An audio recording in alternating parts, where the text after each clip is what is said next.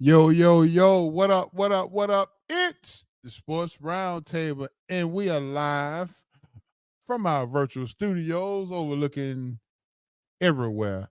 As I am your humble host, H.O. from Bankhead, and we're coming to you live again on this happy SRT Wednesday. I hope everybody's enjoying themselves. Yes, yes. Hancock will be on with me pretty shortly here. He's running a tad bit behind. But before we get into everything, let me wish you guys a happy hump day, happy SRT day. Hope that everything is going well. And yeah, we are in the building, man, waiting on Mr. Hancock. We got a great show for you. We got some hot news. We're gonna talk NBA All-Star Weekend, NFL Draft is coming up, and the MLB is coming up pretty soon. So, and we got a Falcon report. Mr. Smitty Smith will be coming on. Antoine Smitty Smith will be coming on about 7:45, man, to talk about the Atlanta Falcons. We just heard, well, new thing comes out that Justin Fields looks like he is, well, based on what Vegas is saying. And when Vegas is involved, you can kind of put a stamp on it. Vegas has the Falcons in a landslide to land Justin Fields this offseason. So we're going to ask Mr. Smitty Smith about that and see what he thinks about that. So let's see. Mama G, what's going on, Mama G? Mama G in the chat room saying what's going on, what's happening. We got some ballers and busters. And we got my main man, Deshaun Tate, be coming through tonight to talk college basketball as we're about to end the month of February to get into March.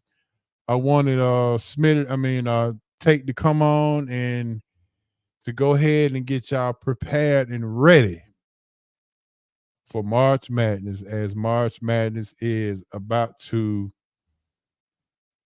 be right up on us. So yeah, March Madness is that deal. So this is his favorite time of year. So 8:20, check us out. Deshaun Tate will be on with us doing our college basketball report. In case y'all are looking into March Madness to see exactly what teams, who it could be, they're trying to kind of get your brackets together, whatever. We'll get Deshaun Tate to kind of help you guys out this year on how that's going to be. And yeah, and that's going to be about it. We go really chop it up. We got some questions of the day for y'all. We got a sports question of the day and a lifestyle question of the day. So be prepared for the question of the day. And we should be good to go. So thanks for tuning in for another episode of Sports Roundtable. Once again, I'm your humble host, H.O. from Bankhead. And for y'all who did not know, I posted today that the number 52 is loading, which would mean tomorrow is going to be a big day. All right, Mama G, I'm waiting on March Madness too. So yes, March Madness is that deal. I wanted to ask someone, and I can ask Mama G since she's in the chat. In the HBCU arena,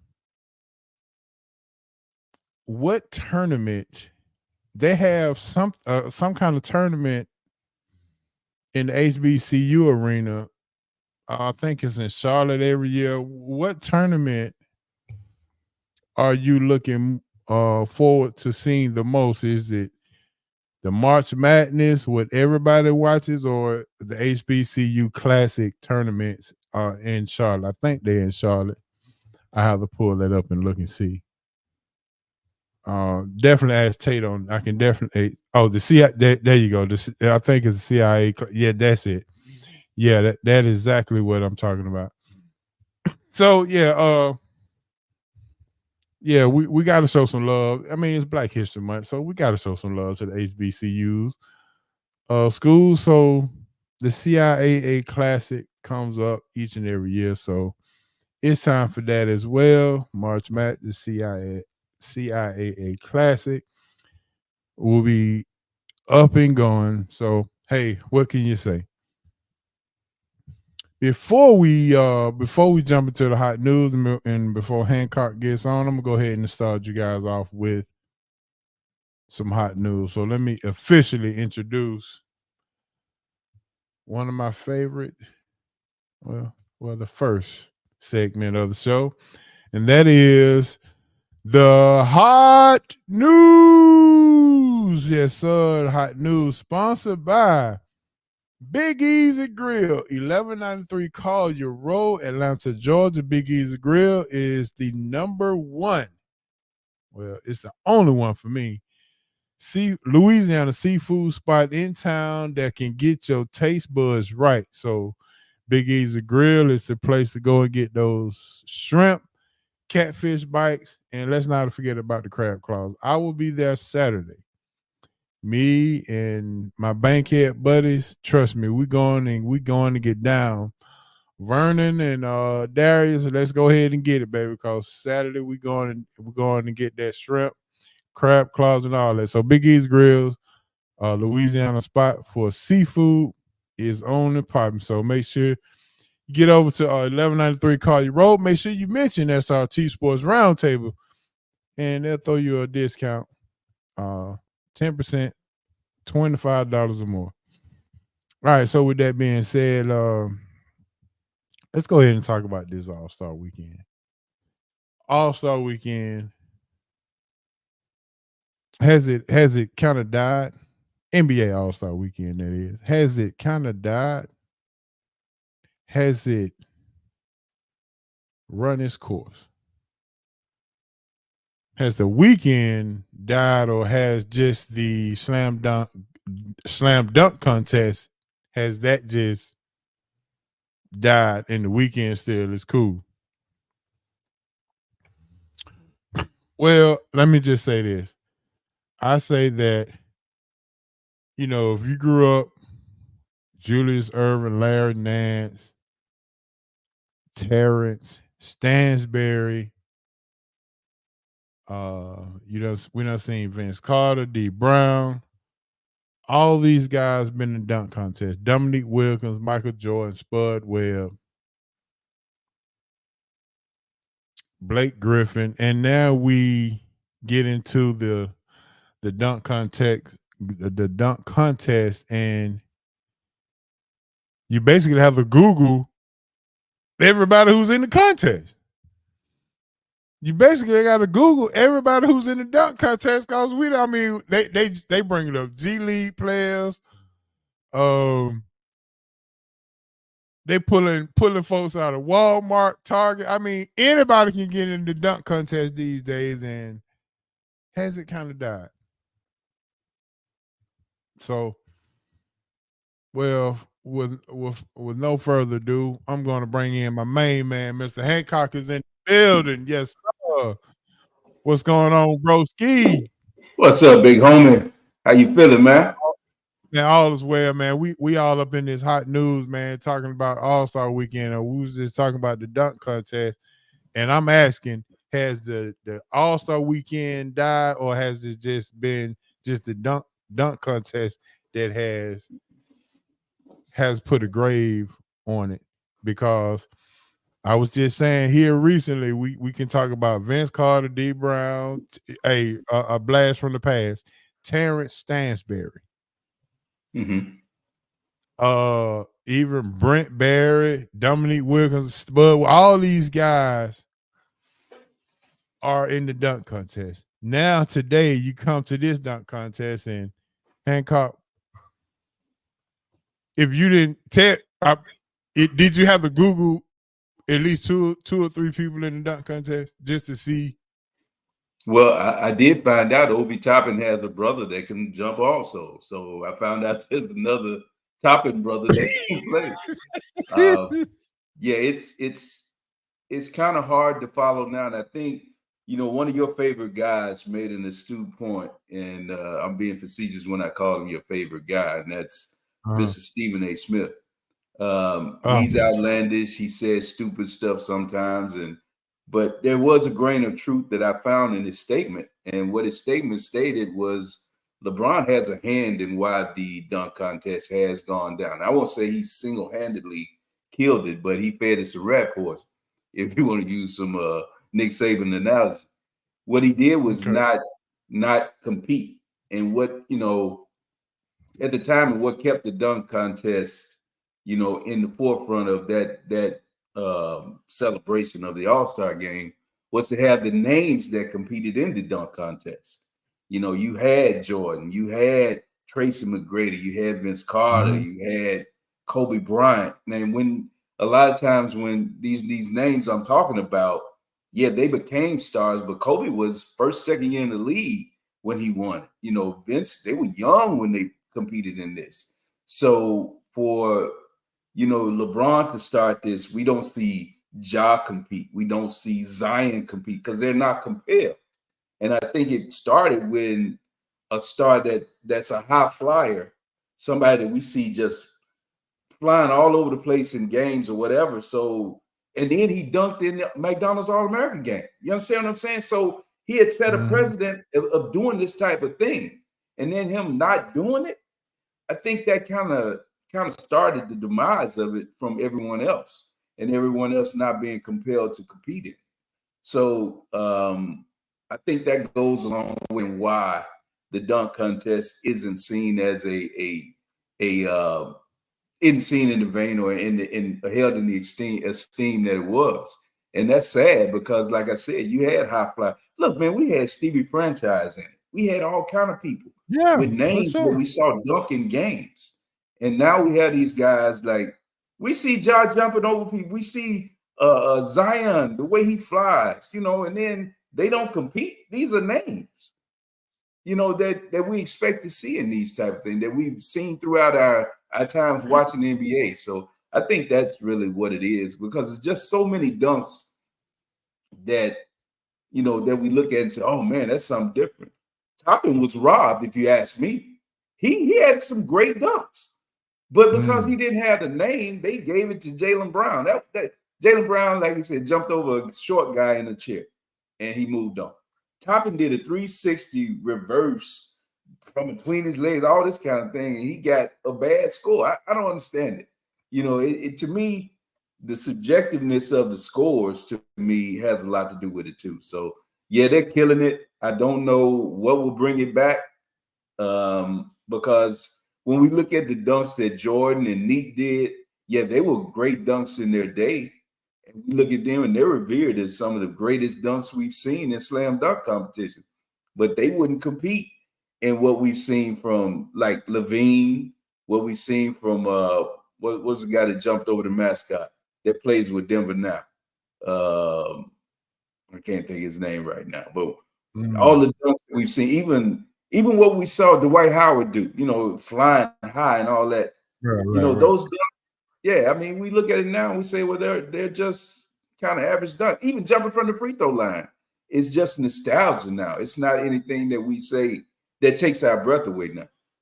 So we've run out of dunks is somewhat a killer to the demise of, along with LeBron not doing it, running out of dunks and something that we haven't seen before because we don't seen every dunk that possible Yeah, I mean, is how much can they do? You understand what I'm saying? What else can they do?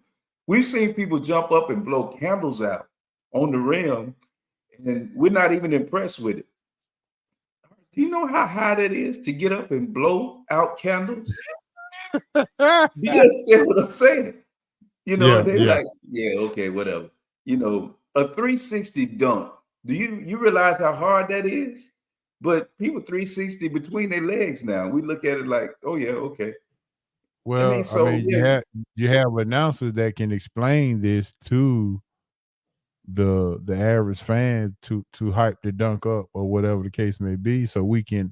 they can get we can get a true understanding of how difficult it is. I mean, they seem to that they seem to have and can change the narrative about everything else and foreshadow everything else in the NBA or in sports.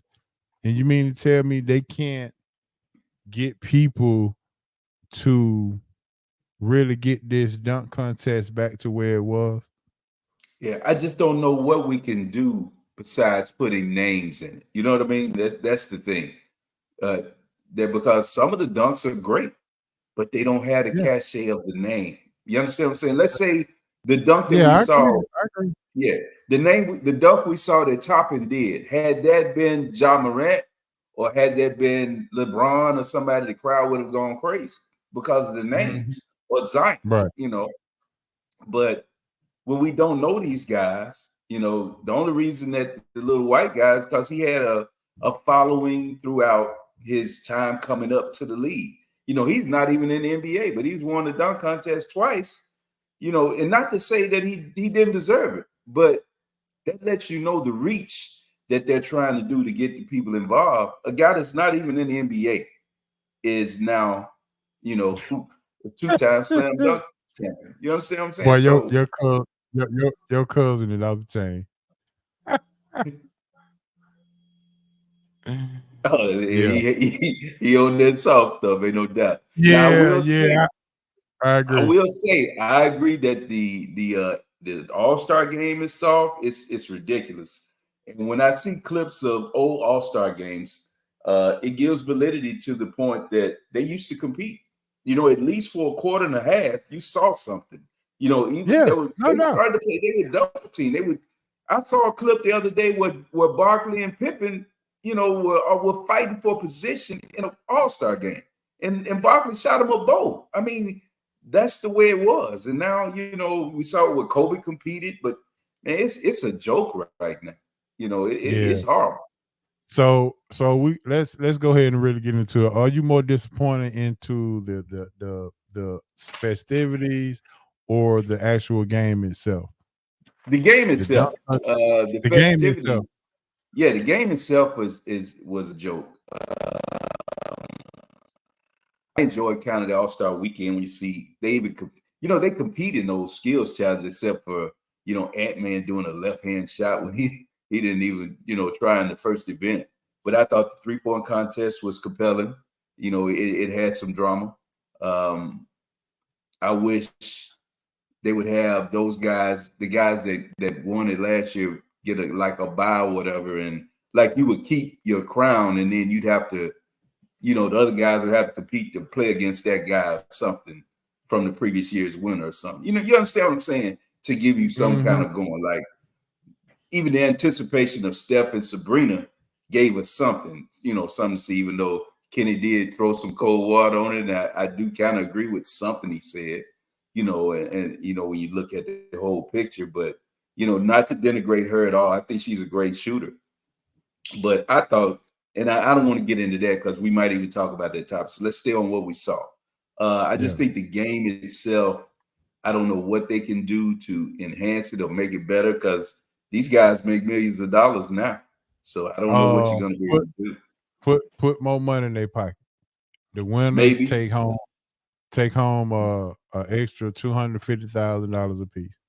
Well, we saw it work with the in-season tournament because we saw guys compete for that. Yeah, So that's maybe, what I'm saying. So you yeah, did see some kind of yeah. incentive. So add some You incentive. Yeah, know, maybe that's it.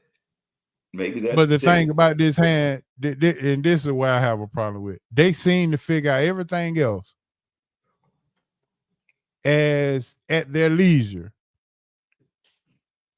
They figure out how to incorporate international play into the NBA. They seem to figure out how to uh emphasize international and European style basketball into the NBA. Uh they they seem to kind of have their way whenever they have their mindset on something, or when the NBA have their mindset on how they want the narrative to be, they figure it out. They figure it out. So So I mean, I can understand, but how do you? Other than incentivizing the champion get more money, which I can see, I'm with you on that. You know, they even had talks with the teams before the games and told them they expected them to go out and play, but it didn't work out. You know, and you could see at the end of the game, the commissioner was not happy. He just passed the trophy and said, well, this is the team that scored the most points. He didn't congratulate and talk about a great game or anything like that. And you could see in his demeanor, oh, it's going to be a memo or something come down because he was embarrassed. This is the showcase of the NBA. You know, this is your crown jewel. You have all of sports to watch your event, and you're sitting out here and you trying to kill the golden goose. Look, those ads and those dollars, those ads cost money. It's a reason that it's a 8 o'clock game. If you recall, the game used to be in the afternoon. Harris, remember we used to watch it on Sunday afternoon? It used to be up earlier in the afternoon, but they moved it down so you could have the whole day to get prepared, get all the ads and everything that on that day. And if you're gonna take money out of their pocket, they already showed you. They've already cracked down on you missing games. They're trying to take money out of your pocket from that. Believe me, they're doing stuff to try to make this work and make it right. Because he needs to be able to go back to these sponsors and say, okay, we're going to have a good game because they're paying ad dollars for this. This is a money maker. So he had egg on his face and he didn't like looking like that. Believe me, he did not like that at all. So they tried to go back to the East and West to try to get back to an original format, but yeah. But Harsh, do you know why? Do you know why games were different All-Star game prior to this soft, as we call it, or whatever era that we're in? So you agree to this soft? Well, I'm just saying the so-called soft era. I don't think it's as physical, but I don't think you can go out and hit people with brass knucks either the way they used to play. You can't just go and take people out of the air and rush and sickle people and stuff like that. That's crazy. Soft is one thing, but fighting is something stupid. That's not basketball. But what I'm saying is the thing was that you had a genuine hatred for the other teams in the East. Boston, LA didn't like each other. Philly and Boston didn't like each other. You got too many relationships on teams now. That's the problem. Is that everybody likes each other. It's like you went to an All-Star game and everybody in the other locker room, I don't even like some of the people in my own locker room, but I definitely don't like the people in the other locker room that's in the East. Right. There were real rivalries, and so you could see it, that they played, but they didn't like each other. A lot of them didn't have a relationship in the summer and go vacationing together and be on the banana boat and all that old kind of bull. It's different. So I think it translated in the game. You didn't want to get shown up by somebody that was on the other team. And I was listening to Howard Bryant and Bomani Jones. They were doing a podcast today, and Howard Bryant made an astute assessment here also. He said he remember back in like '84 before Bird and Magic, I think before they ever competed in the finals together. In the All-Star game leading to the year they were going to play, at one time they had Bird, Parrish, and McHale on the floor versus Kareem, Magic, and Worthy. So it was like a showdown there leading into what was going to happen. So the conferences had something. You understand what I'm saying? It was a prize there. It was pride in knowing that we're on collision, and I'm going to give you a taste of what you're going to see in the finals. So we don't have that anymore. It ain't the same. It's just not. The natural rivalries, the hatred, I didn't say hatred, but dislike for another team. It's not there anymore. The natural dislike, the natural competitive dislike for teams or for different players. Yeah, I definitely agree. Let me shout out real quick before we move out. Competition. Yeah, let me shout out my main man Maurice, man, who had me actually on his his show the other night, and he said that the dunk is not held in high regards, even though majority other people can't dunk. I agree. The 3-point. He said the 3-point shot is amazing now. So yeah, that is the What's up, Mo? are we moving toward the 3-point since that's our game now? Uh could we say that Steph Curry is the one foundation that has caused us to pay more attention to the 3-point shot than the actual dunk contest. So while LeBron could probably get some blame for not being in the dunk contest, how much blame do you get Steph for taking our eyes away from the dunks to the 3-point line? Well, it's funny you say that. Maurice and I had a conversation. I'm glad he's in now, and I told him how I thought, what Mark Jackson said came to fruition in two points, where he said that Yeah. Steph and Clay were the best shooting in backcourt of all time, and he also said Steph ruined the game. And when he said it, people looked at it as a derogatory statement, and I think it's derogatory to a point. But what in essence is what he said is that now it's taken away parts of the game that we grew up kind of seeing, the physicality, the running plays, the screens, or whatever. It spread the court so much that now everybody has a shooters that can shoot from timeline. And so it spread the court out so far that it took away a lot of defense. And then we were talking about the hand check.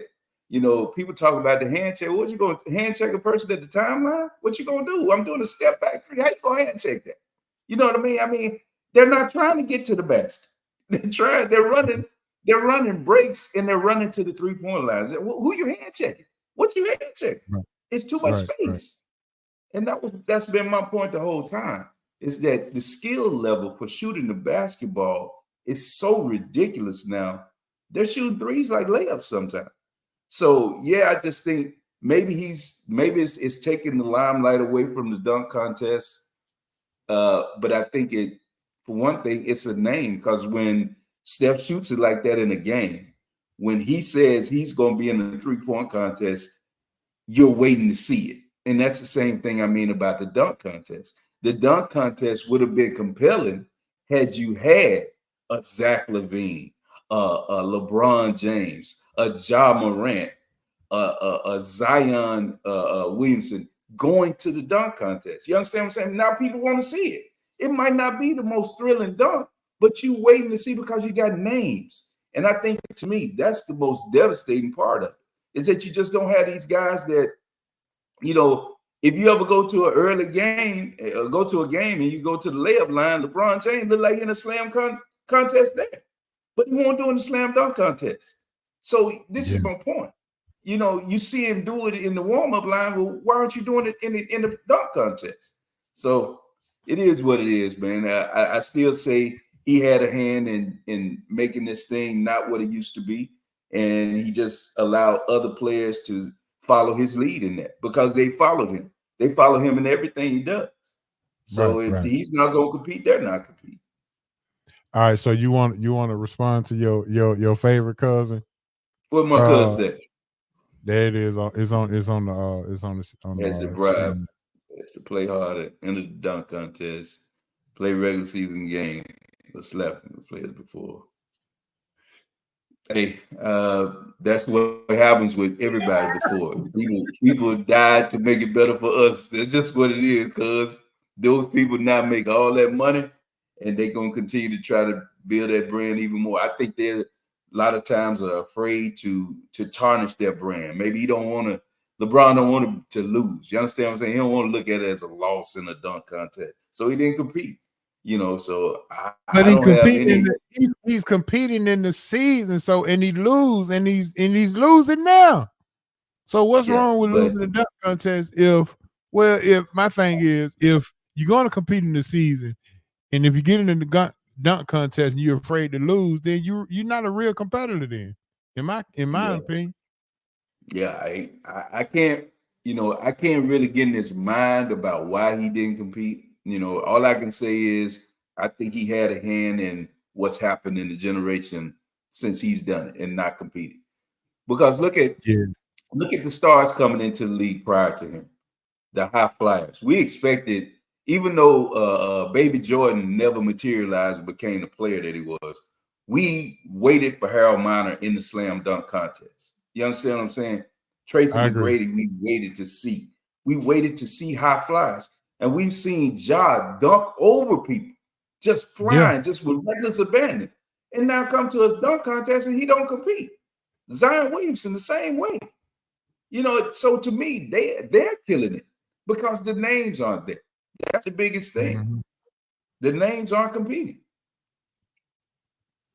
Well, Hancock, I'm gonna stop it right there real quick.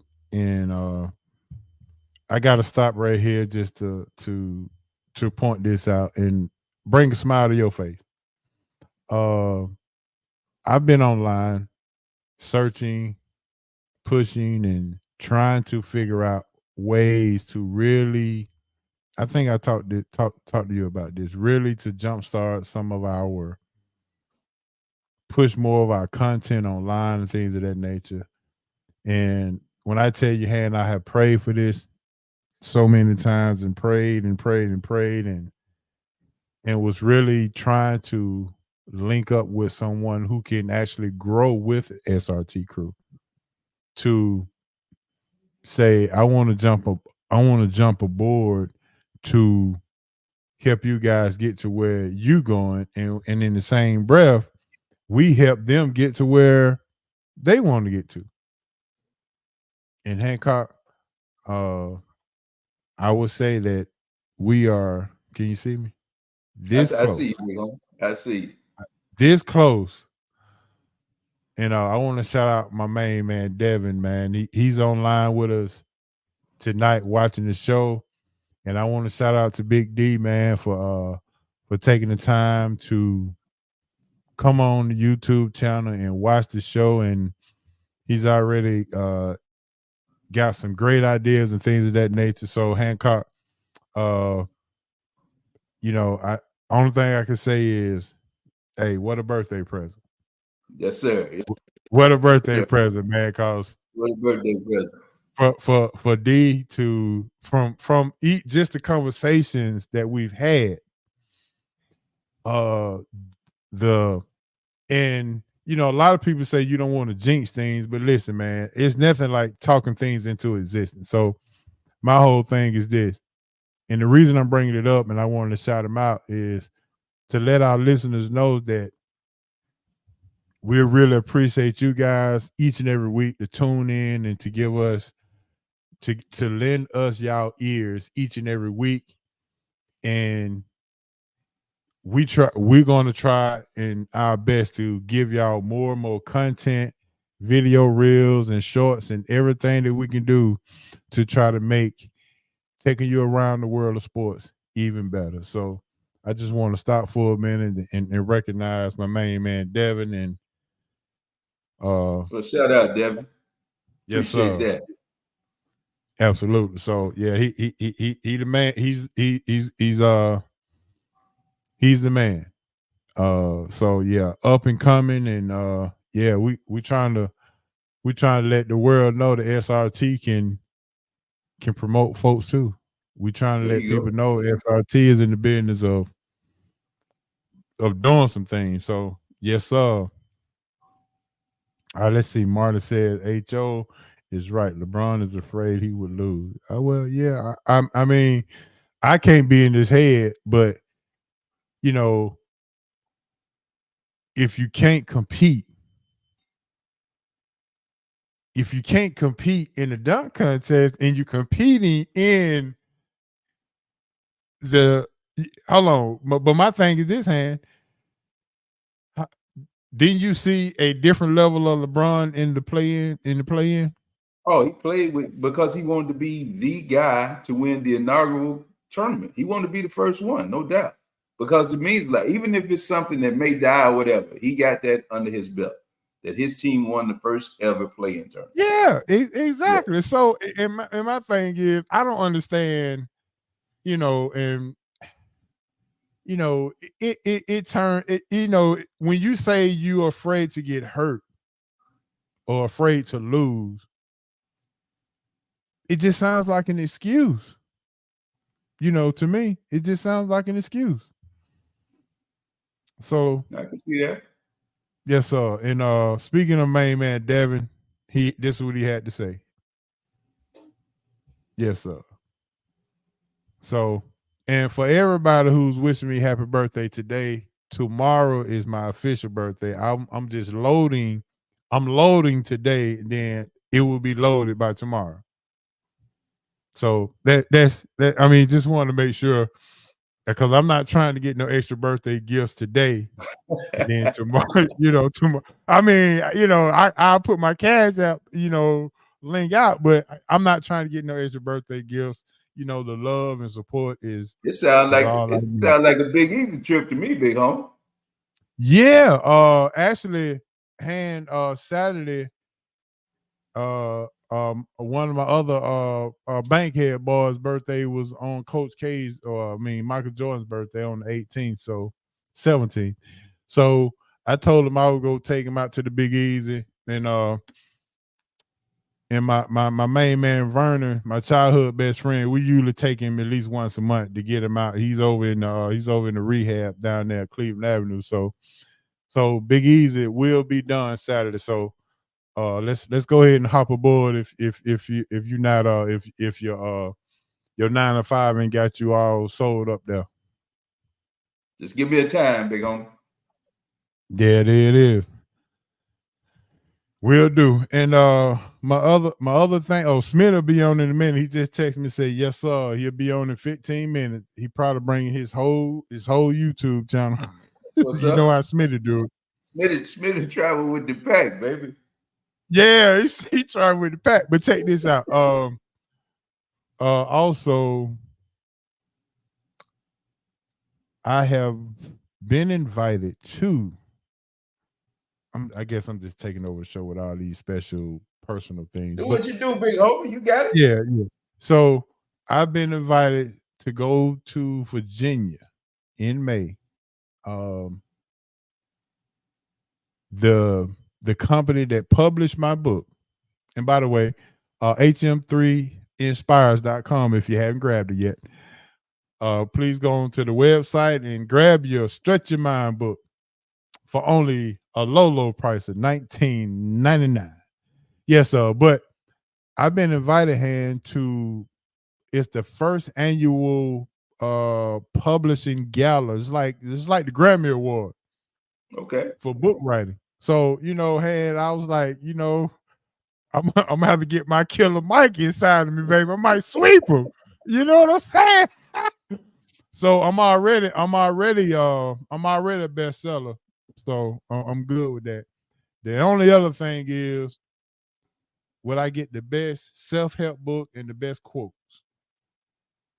So bestseller is already in there, but I'm trying to sweep him, Ham. I'm trying to sweep him, baby. You gonna get it, baby. The SIT vibe is with you, baby. You know that. Yes, sir. I'm trying to sweep him, baby. So yeah, I'm heading up Virginia in May, man, and trying to sweep that thing. So that's what I had to. I got Smitty coming on in about 5 minutes, Ham, but I wanted to get your thoughts on before we move to the next thing. Before Smitty come on, the NFL draft, and it's perfect before Smitty gets on. NFL draft. Do you see any surprises? How do you see? Who do you see? How do you see this draft kind of going? Is it quarterback heavy? Is it 3 straight quarterbacks, then a receiver? Do you see Marvin Harrison being the best player coming out this year's draft? I mean, just give me some nuggets on this NFL draft coming up. Yeah, I think there's some calls and things that are being made now. I think we've seen that with Justin Fields unfollowing the Bears. I think the writing is on the wall. I think they told him, that they're moving in a new direction. And they're fielding offers right now and trying to find out what's the best haul. I think we've seen they're probably going to take notes of how historic teams have have built through the draft, and they can come up with a haul, man. You look at what happened with the Herschel Walker deal with Dallas, how they foundation started that franchise into a dynasty. So they're sitting kind of like in the catbird seat, But the problem is that we saw teams move up, like Carolina moved all the way up, and they ended up taking Bryce Young that didn't work out well. So a lot of people might be a little leery of doing so much to get one player. So there's going to be somebody to make that jump. There might be somebody outside who we don't even think about that might be willing to make that move to unload some. But I think we're going to see some real drastic. I think Caleb will still probably be the number 1 overall pick. There are a lot of teams that need a quarterback and a lot of people that want to reset their quarterback market. They want to go ahead and say, okay, the time to build and try to get a championship contender is when you have a rookie quarterback, a good quarterback under a rookie contract. So I think with the quarterbacks that are coming out, you're going to see some teams move up to try to do this. So that's what I'm looking at. I don't know who might move up. We hear tales about Washington jumping up. I hear tell the Patriots might be in a position to try to move up. So somebody's going to put up a sweet deal up there to try to get up there to get one of those top quarterbacks. And I think the three we're looking at. Go ahead. My question to you, with all the talk about these quarterbacks, you got Caleb Williams, Drake May. What's my third one here? LSU. Yeah, Jaden Daniels. So with all this being said about these quarterbacks and how special they could make your team, and after we've seen what happened, you just mentioned what happened to Carolina when you go all the way up to get the number 1 quarterback, as small as he is, and to have an okay season, got the coach fired, and there you go. Do you think teams would take that risk to move all the way up and put all of their trust in a rookie coming out of college quarterback starting day one? That's what I mean. I don't know if people are going to take that risk again because of what happened in Carolina. If you're going to move up that way, you got a way to move up and find a way to protect that quarterback also, because they got that little kid hit too much. He got beat up, and I mean, honestly, for him to last the entire year and only miss, I think, maybe one game, compared to other quarterbacks we see miss, Indianapolis quarterback missed almost the entire year after, starting out pretty strong. So, I think, like I said, you want to reset that quarterback pay scale because you can kind of build around him, but you got to make sure you can protect him and don't hurt him or ruin him, because we don't know if Bryce Young will ever, recover from this year. We've seen quarterbacks, become just shells of what we thought they could be, because they had some bad years, bad teams around them. So I don't know, man. It's a risk. It's a risk, but I think it's a risk some teams are willing to take. If you're the Falcons, would you make that risk? I'm getting justified. You got to rewrite what you did wrong. You should have taken this guy when you had a chance to take him. I was all in. I think when I talked about it when he was coming out, I thought they should have let Matt Ryan be the quarterback one more year. They should have drafted Fields and let him learn under Ryan. I thought that would have been the perfect scenario, and they did not do it, So they can maybe reset this. The problem is now you got to pay Fields. I don't know. He won't get that mega deal, but you got to pay him when you could have gotten him as a rookie, and this franchise would have been that much farther ahead. But the issue I'm hearing is that even to get Fields, they even might be asking for, a lot here. I saw Deshaun being in the deal and some other things. So I would say I could see him getting Pitts out of here, but I wouldn't want to give up Bijan Robinson. I mean, you do have Tyler Algiers is a good back. Don't get me wrong. And I thought he would have been fine if you didn't get Bijan. You could have made him your every down back. We've seen backs develop because I think an offensive line makes a back that much better. If you understand what I'm saying, you put some people that can move some people out, Yeah, you might not have a home run hitter, but you can get a steady diet of singles and doubles with a Tate last year, if you understand what I'm saying. He could be 1,000-yard back with a good offensive line. And if you didn't have that, you didn't use that number one pick on Deshaun Robinson, you could have your pick, which was your first round pick, you could have built your team a little bit more. Not to say I don't think Bijan is a great back, but I think you could have made more strides if you say, okay, Tyler, if you don't work out, we still got you under your rookie deal. We can get another back. But you could have strengthened your offensive line, you could have strengthened your defensive line, whatever, instead of taking Bijan Robinson. But I was a Bijan fan, don't get me wrong. I probably was in that camp, Bijan. But hey, when you look back at it, you could have done without that. Yeah, I agree. All right, man, that's going to end our hot news. And I can tell when Smitty is in the building. You know why, Han? Them numbers be jumping up. Them numbers jump up like them numbers jump up like. Yes, sir. The sports machine got them jumping, baby. And for all those who's coming over with Smitty, we welcome you over to a Sports Roundtable. We really appreciate you coming in and tuning in with us, baby. We about to talk this Falcons report. As you can see, it's strolling across the screen here. We got my main man, Antoine Smitty Smith in the building. What's going on, Smitty? Yes, sir. My main man, Smitty Smith. What's going on with your homeboy? What's up, H.O., man? Sorry I missed you the last couple of weeks, man. It's just been crazy since I got back on vacation, man. So I'm catching up. And this news getting hotter and hotter, man. I might have to start putting me a frying pan in the room right there in the other corner right there. It's getting hot. Hey, man, listen. I understand. Listen, check this out. I understand how the vacation is, and I know Hancock understand when the wife booked things and y'all got to get going and put the phone up. This is what it is. When you get back, you can get back into it and things of that nature. But we got a lot to talk about. Got a lot to catch up on. First of all, let's start with the hiring or the press conference of the defensive coordinator, the offensive coordinator, and all of the retainee coaches, the coaching staff in general that Raheem is putting together. Go ahead and give me a grade on that. How do you think that has worked out? I'm giving it an A, and I could go A+. And the reason why I say this, I was kind of angry that he didn't get the job in the first place, but sometimes things happen for a reason. He got more experience up under him, going to LA, winning that championship. Now he knows what it takes to get there. He even coached the quarterback in Matthew Stafford.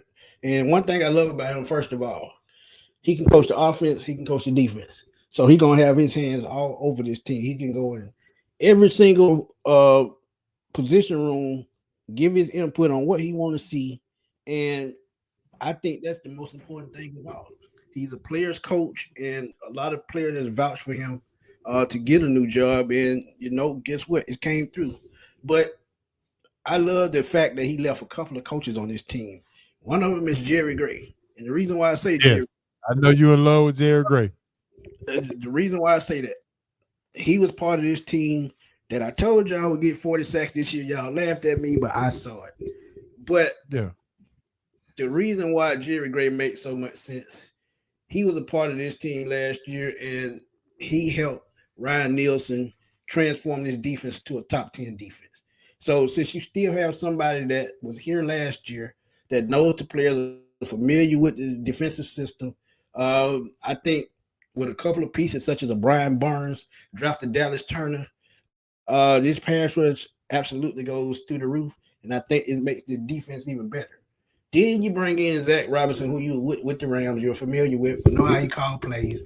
He's a part of that Sean tree, and you have the same type weapons on your team that's probably better than the Rams. You just need that quarterback to get these guys to football, to set the tone on offense, and to lead and guide this team at a leadership standpoint. Will they get that draft or a free agent? Scotty Miller is going to be a big part of this Falcons offense now. If they draw it up that way, yes. Because look what he did with Puka Nacua last year. He was a rookie. Dude had 1,700 yards down there and 8 touchdowns. And I think he had well over 100 catches. So you talk about a rookie. And I think Puka Nacua was what, a day 3 pick? I mean, look at what he has with Drake London. Yeah. Fifth round pick for sure. I love what he did with the staff, man. It's just, refreshing to see that a brother gets the chance to build things his way. The only other person that I saw do that was probably Mike Tomlin in Pittsburgh. Other than that, haven't saw it. All right, so I'm gonna save my Justin Field question for last because I think that's everybody's anticipation. I'm gonna start with this question. Speaking of Zach Robinson, and I hate to ask you this question because Hancock go frown up when I ask him. But speaking of Zach Robinson has been in the quarterback room with Matthew Stafford and Sean McVay this year. Last year, he was in the quarterback room with Matthew Stafford and Mr. Mayfield. Yeah. Do you think Baker Mayfield being a free agent, do you think Zach Robinson is in the ear of Raheem Morris to say, I don't watch this kid for the last 2 years. He knows, he reads the offense. Do you think Zach Robinson could influence Raheem Morris to bring Baker Mayfield to the Atlanta Falcons and he be the quarterback for the Falcons up until whenever? You're going to have to get some grip pliers for Hancock face because that thing's super tight. You're going to have to loosen it up. But yes, sir. I already knew it, but I had to ask that. But H.O., man, I ain't going to surprise you, man. And I told you 2 years ago when Baker first left Cleveland, man, I would love to see Baker Mayfield here. People can talk all the crap they want to about Baker, about his attitude and about what he does with touching his crouch like Michael Jackson. But one thing you can't take from Baker is his willingness to win, his drive that he has as a quarterback. And he has that fight that you don't see in all these quarterbacks in today's game. He's a little bit on the short side, but I'm 5'4", but I got a heart of a 6'9" dude. So size don't mean nothing. He has the heart to lead his team. I think he can make all the throws. Look at what he did with Mike Evans last year. You add him to what we have, you still could draft a quarterback and still be winning. And like I said with Zach, like you said with Zach Robinson, have coached him for 2 years. Oh yeah, I could definitely see that. And to be honest, I wouldn't have a problem with it. Let me make sure Hancock good over there. Hancock, your thoughts on what we just talked about? Big homie, I it's the same thing I always say when you talk about bringing somebody. Is he gonna bring Mike Evans with him? If he can't bring Mike Evans with him, hey, Hancock, this is exactly why. This is exactly why I made the statement I made 3 weeks ago.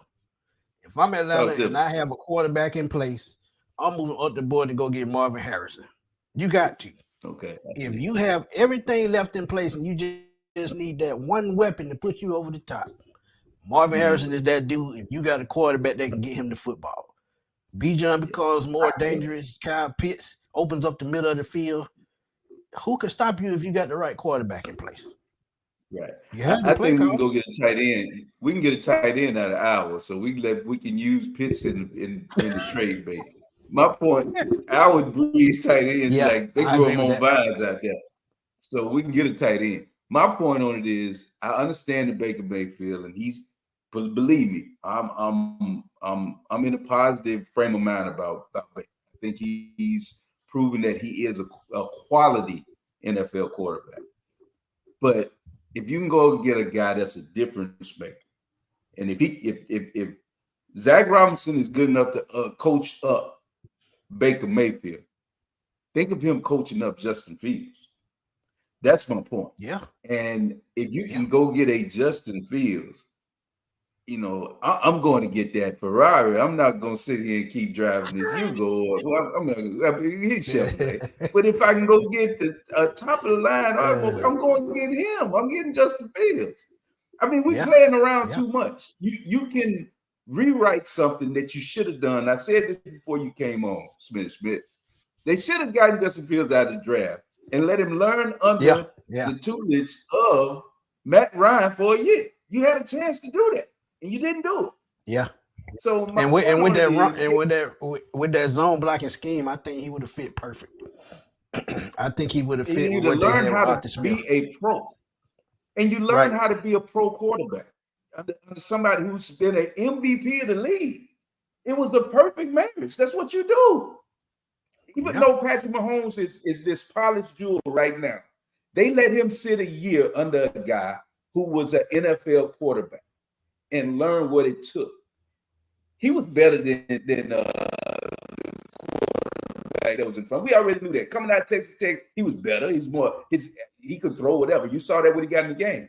But Andy Reid knew he could take his time and let him learn. And it development of the quarterback some of the best thing that you can do. And that would have been perfect. Now, he's what you're gonna get in Justin Fields is it's some rough patches or whatever. But there were rough patches on Baker Mayfield. So if Zach Robinson was able to work with him, let's let him work with Justin Fields. That's my point. So it's just me. That's just me. Yeah, okay. But Baker Mayfield with Texas Tech too, though. Bring a good point there. Go ahead, Smitty. I said Baker Mayfield went to Texas Tech too, So and he had to go up out of there. He had to get up out of there though. Yeah, he went to Oklahoma. He got even better. Yeah, he did. Yeah. All right, Smitty. So I'm gonna ask you, which is more likely is my next question. Which is more likely? And you just let me know in your opinion, which is more likely if you are Terry Futno and Raheem Morris. Is it more likely that the Falcons either move up or stay at 8 to draft a quarterback and seek out a free agent defensive end like a sleeper? What's my guy name from New England? Josh Uche. Uche. Yeah, Josh Uche. He's a sleeper. He's a very good sleeper. Nobody's talking about it. Everybody's on the Brian Burns and I can't remember the other year, but Josh Uche is a sleeper of a defensive end. So do you think they're likely to draft a quarterback first and sign a DN, or draft a Dallas Turner and sign a free agent quarterback? I'm gonna tell you what I see them doing. Okay. I always have you thinking. I'm still on the Justin Fields train. But I can also still see them moving up in the draft and get one of those top 3 quarterbacks. You know why? Because they got 2 years to make a decision on Justin Fields. And by the time those 2 years are up, one of those other quarterbacks could be learning behind the scenes. And when it's time for him to step up, boom, there he is. But I can also see it. Go get Justin Fields and still sign one of those defensive ends. Because I'm looking at the Brian Burns or Josh Uche or Hassan Reddick. You still need to upgrade that pass rush room because they're probably going to lose Bud Dupree. D'Angelo Malone hasn't done anything. We don't know if Calais Campbell is going to come back. So either way it goes, you're going to have to add 2 to 3 defensive ends on this team. It's just no way around it, no matter how you look at it. It's just exactly how are you going to do it. Like you said, they could probably draft a quarterback and use the money elsewhere, but I could still see them going to get Justin Fields and putting the quarterback behind him. Whether it's a rookie, whether it's a veteran, we don't know. But you got to have the money to go get at least 2 pass rushes. There's no way around that. I know you into your draft, probably doing your draft prospects and things of that nature. Yeah, I've been doing it for about a month. Have you already profiled Dallas Turner, who I think the Falcons are? Oh, yeah. Definitely. That was one of my first ones. Yeah, that was one of my first ones. Dallas Turner and another one coming out from, is it UCLA? Yeah, Latu. Yeah, UCLA. Yeah. That's 6'5", 255. Kind of reminds me of John Abraham, if that name sounds familiar. There you go. Now, how my next question is, how will the Falcons moving to a 3-4 defense affect the draft and how they draft defensively? Ooh, that's a great question. It really doesn't, to be honest. If you go Dallas Turner or Latu, they're both edge rusher outside linebackers. In a 3-4, you have to have a bigger defensive end. So I think they will go through free agency and do that. But you do have some guys that's, in the second and third round, like a Chris Jenkins from Michigan, who can play a defensive tackle, defensive end role in the 3-4. Leonard Williams from Miami, he's another one. So they could go through the draft and get their defensive ends, whether it's 3 technique or outside linebacker. That's not going to be a problem. Like I said before, it depends on what they do at the quarterback position that will predict what they do past that and going through the draft. So the quarterback is the biggest question. Once we get that out the way, we know exactly where they're going to go. But until then, hey, March 13th, new league year starts, free agency starts. So when March 13th comes, y'all just better have your seatbelt on because we're going for a ride. There you go. How important in the 3-4 defense is it going to be for the Atlanta Falcons? Or are you relying on Grady to be that nose tackle that is the foundation of that 3-4 defense? Or are you thinking that we're going to draft one or bring one in? That's what I'm saying. Yeah, that's what I said. On a 3-4 end is pretty much a space eater, just like on the 4-3. So I think you have to go out and get a pass rush that's going to dominate that offensive coordinators, have to game plan for. That is exactly what they need. They haven't had that. And once they get that, takes pressure off of Grady, takes pressure off AJ Terrell, takes pressure off Jesse Bates. So I think going to get that outside linebacker is more important than going to get that defensive tackle or that defensive end in that 3-4, because that pass rusher, he's going to make probably the most difference on the defense. He's the one that's going to give AJ Terrell less time to have to worry about that receiver. He's the one going to give Jesse Bates the chance to make those interceptions after a bad throw because he's being pressured. So that edge rusher is the key to this team other than that quarterback. But we won't know until March the 13th. Gotcha. We solidified our play caller. We solidified our coach. Next is the quarterback. What position behind the quarterback is the most needed after that? Is it another cornerback? Is it the defensive end? Is it a center? Is it an interior lineman? Or is it that that defensive tackle that we just talked about? I think it's still great. One thing I love about the Falcons, man, their offensive line is pretty much cemented. They probably have one of the most popular offensive lines in the league. They were top 3 last year, even with the injuries. They brought in a rookie at left guard. He played out of his mind. So that's the least of my worries. It's just still, to me, after the quarterback, it's still the edge rushers because we just haven't had that. When the last time? John Abraham said it himself on the show. So, hey, offensive line to me is fine. That's something you can get in free agency or the draft because just like wide receiver, offensive line is one of those positions that you can just keep turning like a turnstile. So I would go edge rush. Let me ask you this. Tony Wright made a good point on that. Go ahead, Han. What I want to ask, and this is what I always talk to Horace about, is that mainly teams, you understand what their playing personality is.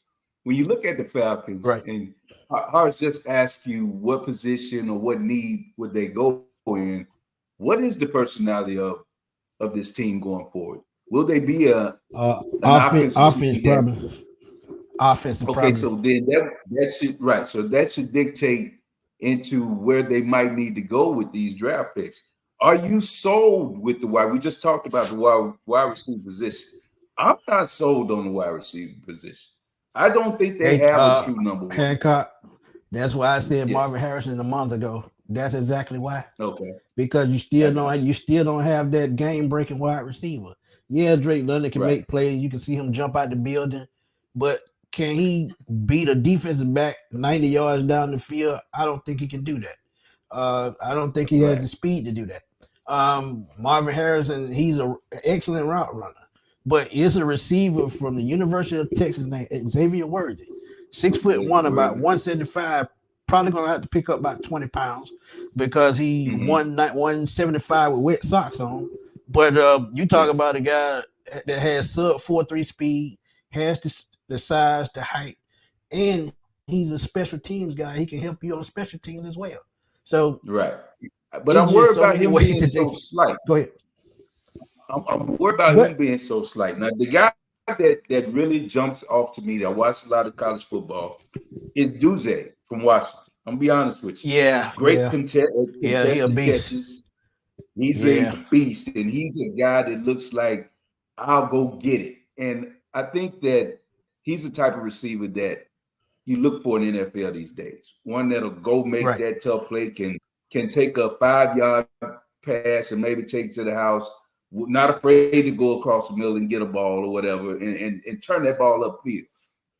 I'm looking at that type, but even though, we've seen in the past where teams have gone out and got a top wide receiver, like Philly did. They went out and got the kid from Alabama, but the next year then they went out and got A.J. Brown because they knew that they really hadn't solidified that position. I think that's the same thing with the Falcons right now.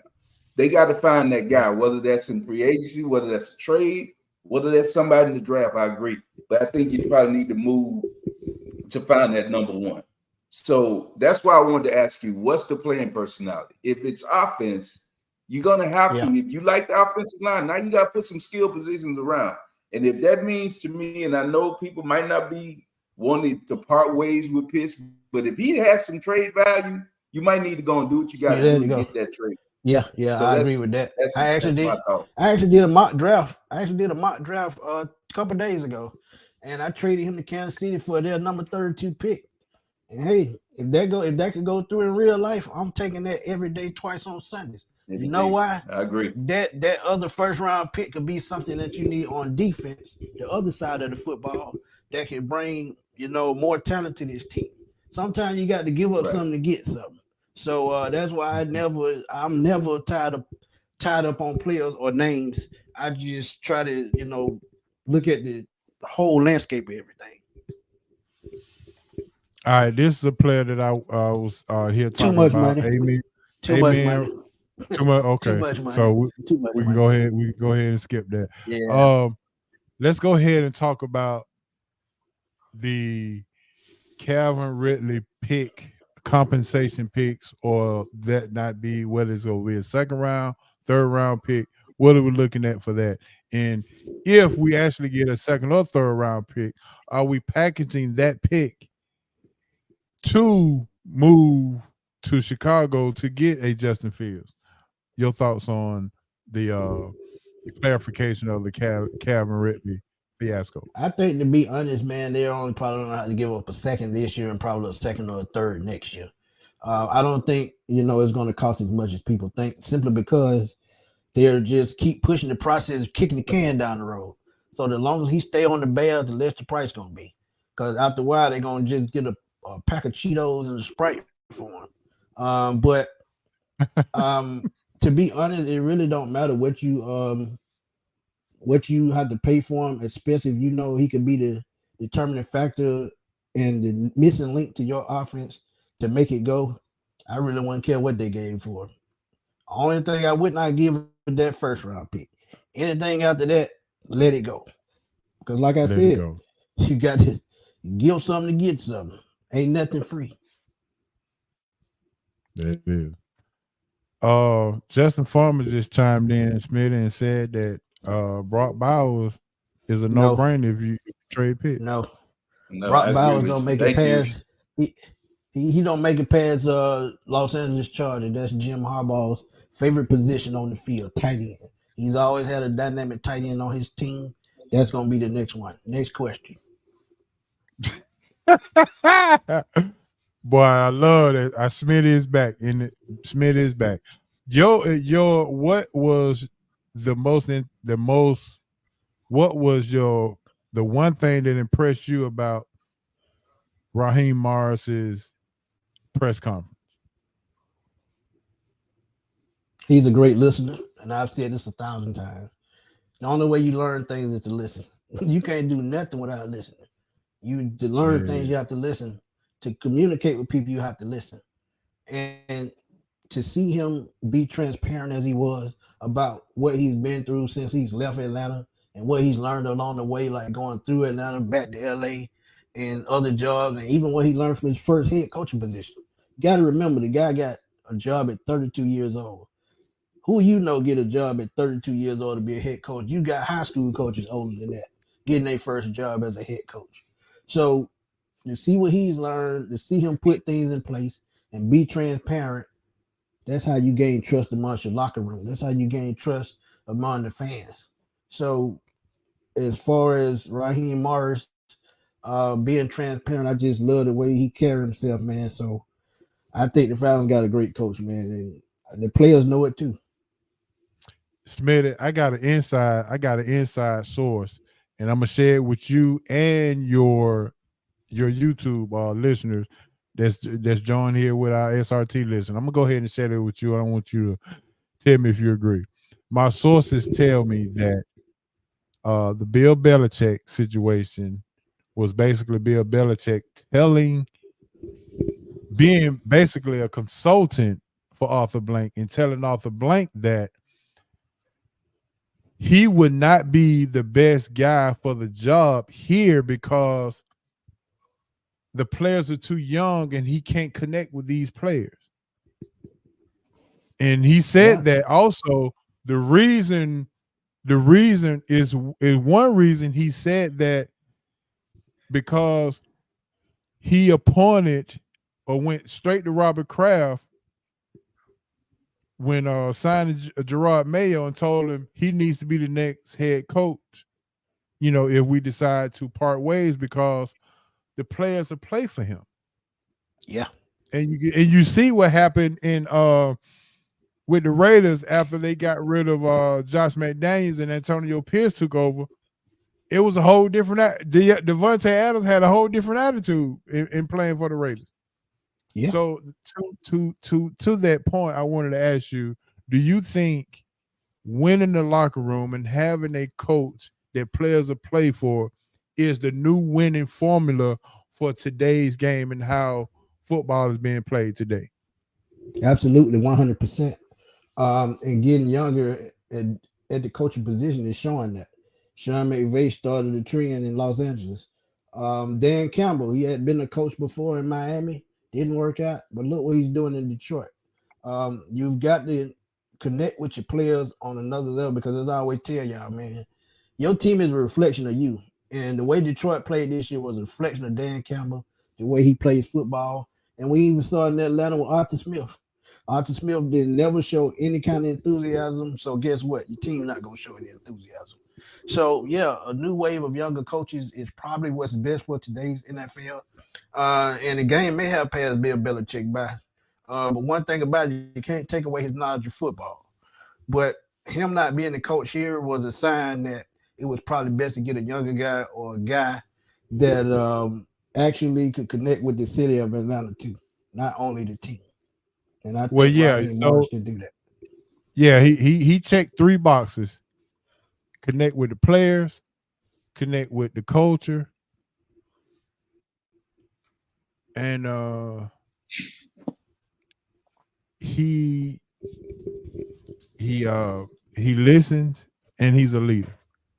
Right. I mean, so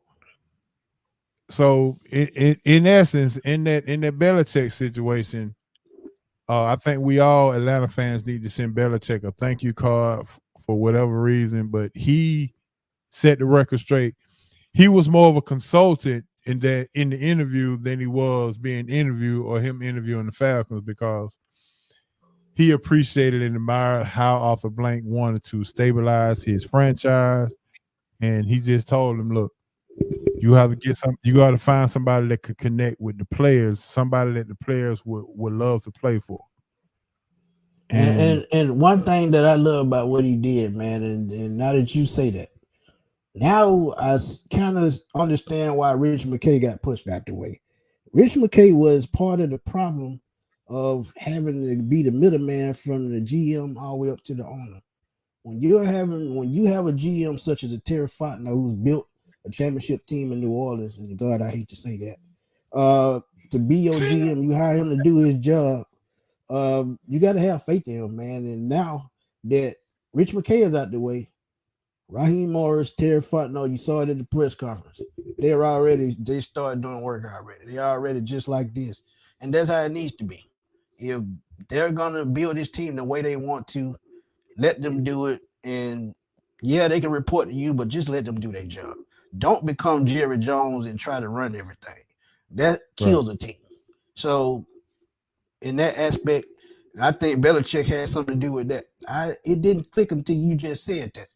But that's why we got to get together more often, Smitty, so I can share these stories with you, so you can put it together, because that's exactly what happened. And I'm gonna also tell you from that what you just said. Now I have a better understanding of what Rich McKay means to Arthur Blank, and let me just share this with you as well. Fayetteville, Georgia, just got voted. Well, it is Atlanta. Fayetteville would get the facility for the U.S. soccer team, right? Arthur Blank donated $50 million toward that to get it here. Wow. Also, Mercedes-Benz is a semifinals for the World Cup. For the World Cup, yeah. Coming up. Now, none of these things happen, Smitty, without Rich McKay. Yeah. And see, that's why he keeps him around.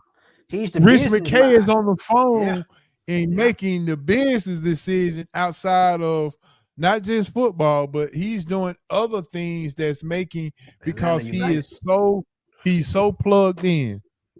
Yeah. If I had to give Rich McKay a nickname, it would be the Plug, because he is so plugged in with these professional teams and CEOs and all these people that's around. He is responsible for getting Mercedes-Benz built. He's responsible for all of the things I just named, and so many different things that Arthur Blank has been a part of is because Rich McKay is his lead dog and his plug-in to everything that is been done. The only thing about this is, when it came to football decisions, Arthur Blank would ask him about it, and that was Arthur Blank's mistake. Right. He would ask, what you think about this? See, and then I always knew that Rich McKay was the business guy. And the reason why he's going to stick around, and I know I pretty kind of don't like that, but I understand, because he's the business mind. So Arthur is looking at it as, if something happens to me, I know he's going to take good care of my team. Outside of that, he's an awful when it comes to football operations. And the reason why I say that, I've told you this before. Championship team in Tampa Bay had all kind of animals on the field. You get to Atlanta, now you want all blue collar guys. You got to have that dog on the team, as one of my friends always say. You got to have that pit bull mentality from some of your players. And a lot of those players they shied away from. Jalen Carter, you just saw that last year. So now that you have a GM that you know is going to do their job right, and the head coach that's dealt with those kind of guys, I think things are finna change drastically, culture-wise, as we say. So, I understand what Rich McKay means to Atlanta. I'm not crazy. It's just that when it comes to football, I just don't agree with the decision that he makes. Right. I definitely agree with that. Definitely agree with that. Okay, I guess we can't get out of here without talking about Kirk Cousins and Russell Wilson, and as far as free agent. Hey, let's go. Which do you prefer? If we go that route, Kirk Cousins all day even long. Off of, and even the reason off, why even I say that, Achilles, even the reason why I say that, and one of my good friends on the mark, he said it on my show last night. Kirk Cousins has ties with Kevin O'Connell, who was an understudy of Sean McVay. So he would know the system if he came in tomorrow because Zach Wilson is going to run that same type system. So Kirk Cousins would just be plug and play, and let's go.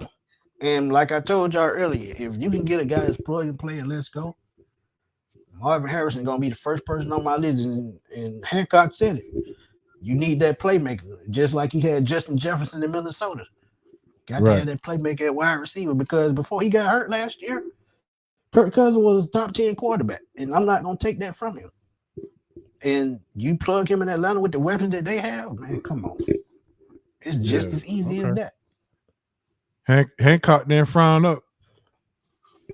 No, I think Kirk is quality. He's a quarterback that he will be more of a bridge, but he'd be the bridge to whatever you're going to do in the future. So I'm not mad at that. And like you said, if he comes in with already a background in offense, that's a big plus. So in that respect, I can see it, but I don't know what kind of money Kirk is going to, command. That's what I'm wondering. So we'll see. Kirk has made big money in these last 2 contracts. So we'll see. Yeah. All right, Smitty. I got my main man Deshaun Tate coming on. Do you want to hang on with us, or you gotta go and do your show? Let's roll, man. Tate, that's my dude, man. That's my little bro. Yeah, okay, yeah. Ain't that like an all-star team putting together an all-star team? Yes, sir. All right, ladies and gentlemen, that's going to end our fact report. Want to thank Smitty. Smitty and his folks go stay along with us, and we're gonna ride this thing all the way out. And now it is time for our roundtable discussion. And I'm bringing on my good friend, my good buddy, Mr. Deshaun Tate. Tate at Tate Sports. What's going on, my bro? What up, though, man? I hope I get one of them. Can y'all hear me? Yeah. I hope I get one of them long segments like you do the football segments, man. I actually thought that y'all was bringing me on to talk about the way that they did my Detroit Lions, man. But that's a whole nother conversation for a whole nother day. I know y'all see the progression. It's all good, man. It's that time of the year.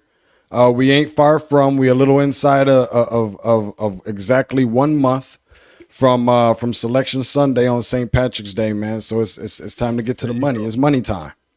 All right, so two things. I wanted to get you on prior to March to let everybody get a kind of a cheat code to their brackets, right? Two is I've never quite made it out to your Selection Sunday thing at the Taco Mac. I think you had one way out in Kennesaw somewhere. Twin Peaks, yeah. Okay, so I was just thinking the other day. I was like, man, listen. I was like, man, I'm starving for some wings. I say, boy, it'll be a good thing to go out and hang out with Deshaun Tate on Selection Sunday and talk and eat some wings at the same time. So I say, man, let me bring him on. I hadn't talked to you since we moved to our virtual studio. So no doubt. Here you are, and here you are, and here you are. And my first question, well, it's not a question. I want to brag a little bit. Okay. Because, I study you and I admire the things that you look at. And I said before the season, and I got receipts to prove it. I told Hancock, we still got to convince Hancock that college basketball is where it is, but that's a whole nother story. But I would say this, and I said this, and it came to fruition last night. I told my cousin, I was like, bro, listen, Creighton is the team to beat this basketball season. I'm telling you, they got senior leadership, they got an old team, and they got a great coach who don't seem to get any kind of pub these days. And I said, and I'm thinking to myself, do I have a little Deshaun Tate in me right now? And then last night, they took down the number 1 team in the nation. I was like, that's what I'm talking about right now. So before we even get started, I just wanted you to know that I had my Deshaun Tate in me before the season even started, as I was bumping Creighton the whole time before the season started. They was my preseason. Who's the team to look out for? Oh, Creighton is. Believe me, trust me when I tell you they are. So I'm going to let you start off by asking you, How has the season been thus far in college basketball? Number one, you ain't got no little Deshaun Tate in you, pause. But Creighton is just one of them. I can't buy it during March. You know, we've been talking about certain teams during the month of March for I don't know how long. How long have we been talking about Gonzaga? That never do it. Yeah. How long have we been talking about Xavier at one point in time? These are teams that were the original wearers of those Cinderella slippers that never do it. You know, we've seen VCU, we've seen George Mason, we've seen Butler, we've seen, but we don't see Creighton. There's certain teams that's just hard for me to put the stock into. Creighton is one of them. I know a lot of people are going to talk about Purdue. Tennessee is another one. Marquette is another one. I mean, there's just some teams realistically that just have to show me. Because every year I tend to either A, put stock or be smart enough to not put stock. There's probably 2 or 3 teams that I love to want to put more stock into, but I'm tired of losing my money. And they always typically have a team that can do it or at least get far, get to the Final Four. They never do it. That's Texas and Illinois. 2 teams that I probably want it for more than any. And they got the rosters, the construction of it and all that kind of stuff, but they just don't do it. I guess going back to your original question, which I already kind of forgot because so much anxiety, so much excitement for college basketball season. How has the season gone for you? Oh, how well, I mean, listen, the season has been interesting, man. I mean, you know, with these last few seasons, if you look back at it, we haven't had to wait until, you know, March to have some madness. We've been getting upsets. I think it kind of starts with the team that I personally root for, being Michigan State. Started out ranked number 4 in the country and arguably, you know, the most disappointing team in the country this year. They start out, open up the season, preseason ranked number 4. They lose the very first game of the season to James Madison, and they haven't even came close to sniffing the top 25 since. And I think that it kind of trickled on from there. We've seen Kansas lose a game on the road to, you know, Central Florida in Central Florida, you know what I mean, Orlando.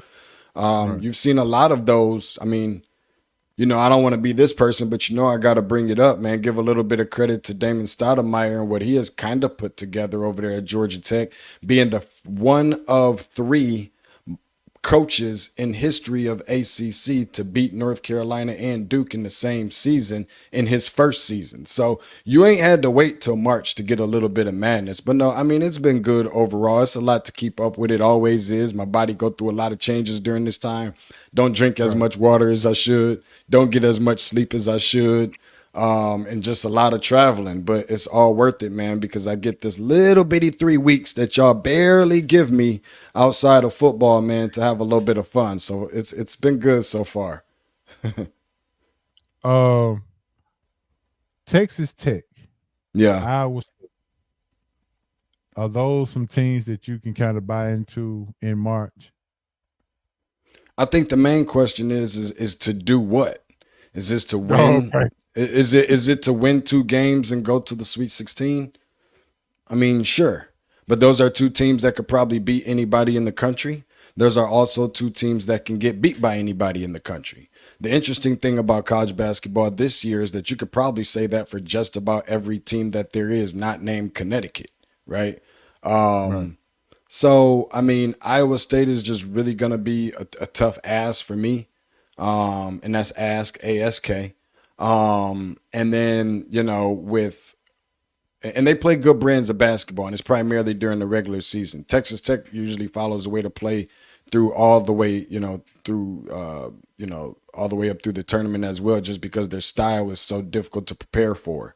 You know, they are your grandfather's type of team. They're physical, you know, they're very well coached. I think and they've gone through some coaching changes quite a bit as well. But one of the tough things about Texas Tech is they never seem to lose their culture. They always play the same way, no matter who's leading the team. And then on top of that is just the fact that they're very disciplined. There's a lot of good teams in college basketball, and we see them every single year. But a lot of them I don't have a lot of confidence in just based off the fact that they're not very disciplined. Alabama just happens to be one of those teams. but not nearly as much as my boys' team down there in the 901, right? Am I telling it how it is? They're just not disciplined. They got the roster, they got the this, they got the that. I don't know how great he is from an X's and O's clipboard standpoint. We know he can recruit and all these other things, but they're just not disciplined enough for me, and I can't buy into it. We saw that last year. They could have been the team in the first round, and I was sitting right there courtside. Nobody's sitting in front of me except for the guys running up and down the floor.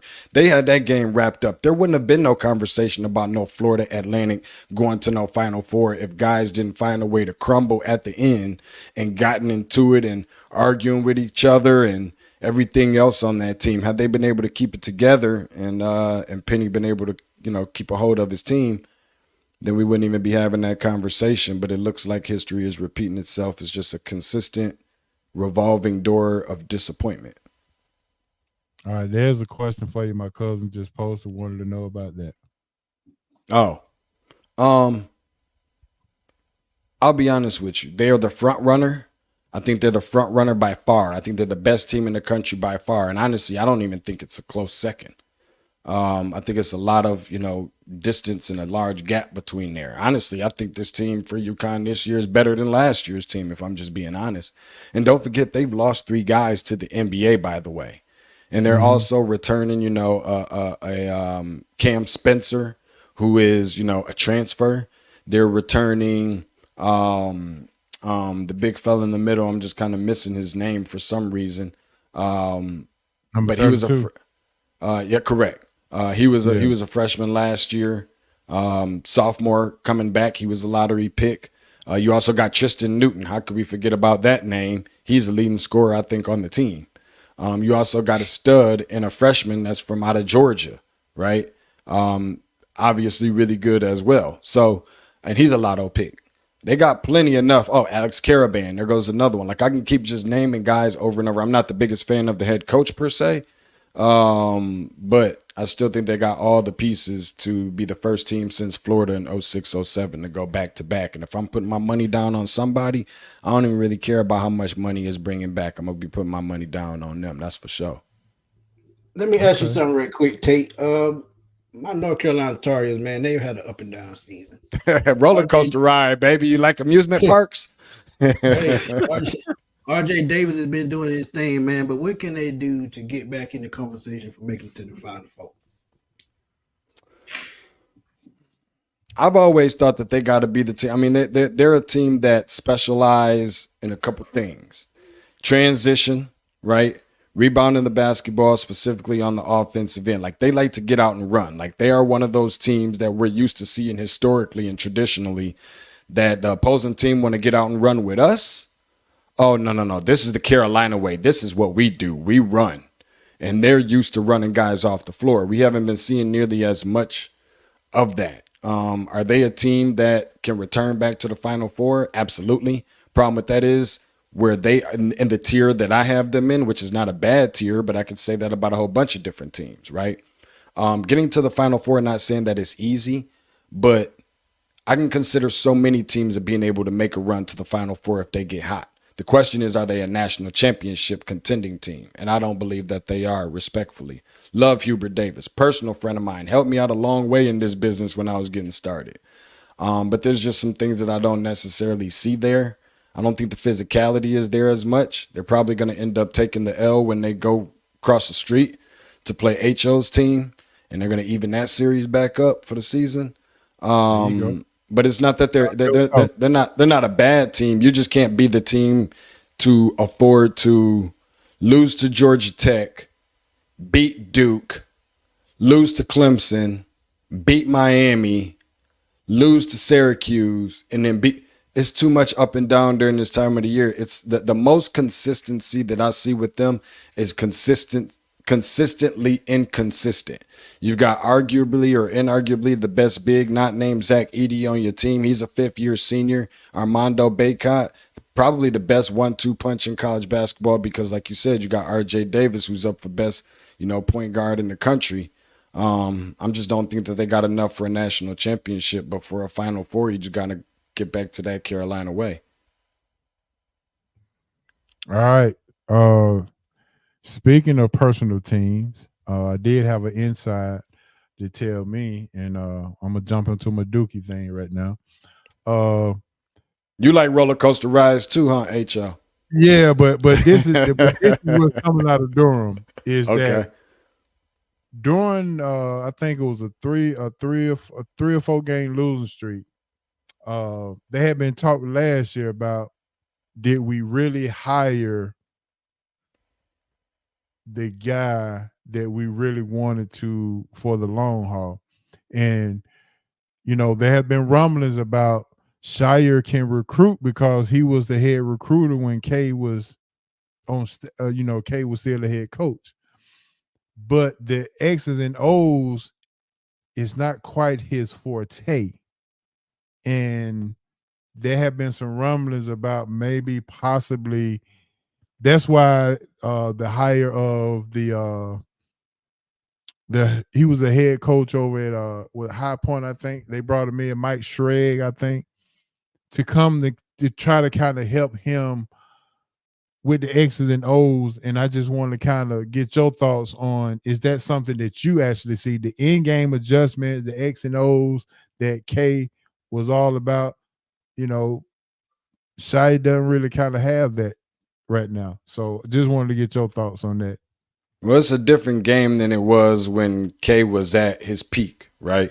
Outside of that, it's not always about, the national championships don't necessarily secure the jobs anymore. If not nothing else, you win a national title, it's coming with expectations for you to do it again. And if you don't do it again sometime soon, especially if you're wearing DUKE on the front of your chest and leading those guys, then you're probably going to end up seeing your way out the door, and your leash is not really necessarily going to be extended. It's probably going to be shortened. But if you're able to win those recruiting battles, Coach Cal and some of the other guys, then you're able to extend it a little bit longer because you're getting the best talent in the country. And so, yeah, they gave, and he's able to do that, by the way. And you give them giving him the deal that they gave him as early as they did after just one season, by the way, losing in the first weekend, second round to Tennessee. I don't think that helped the situation very much, but he's filling really big shoes.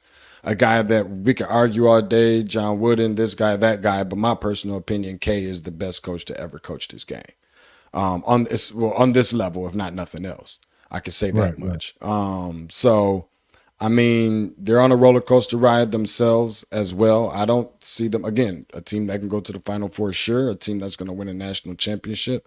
I don't think so. And I think that everybody's kind of hanging their hat on the guy coming in next year, which I think is a whole different conversation, because I don't think that helps you from a standpoint of a national championship. I mean, yes, the talent obviously does, but you got to be able to coach these guys.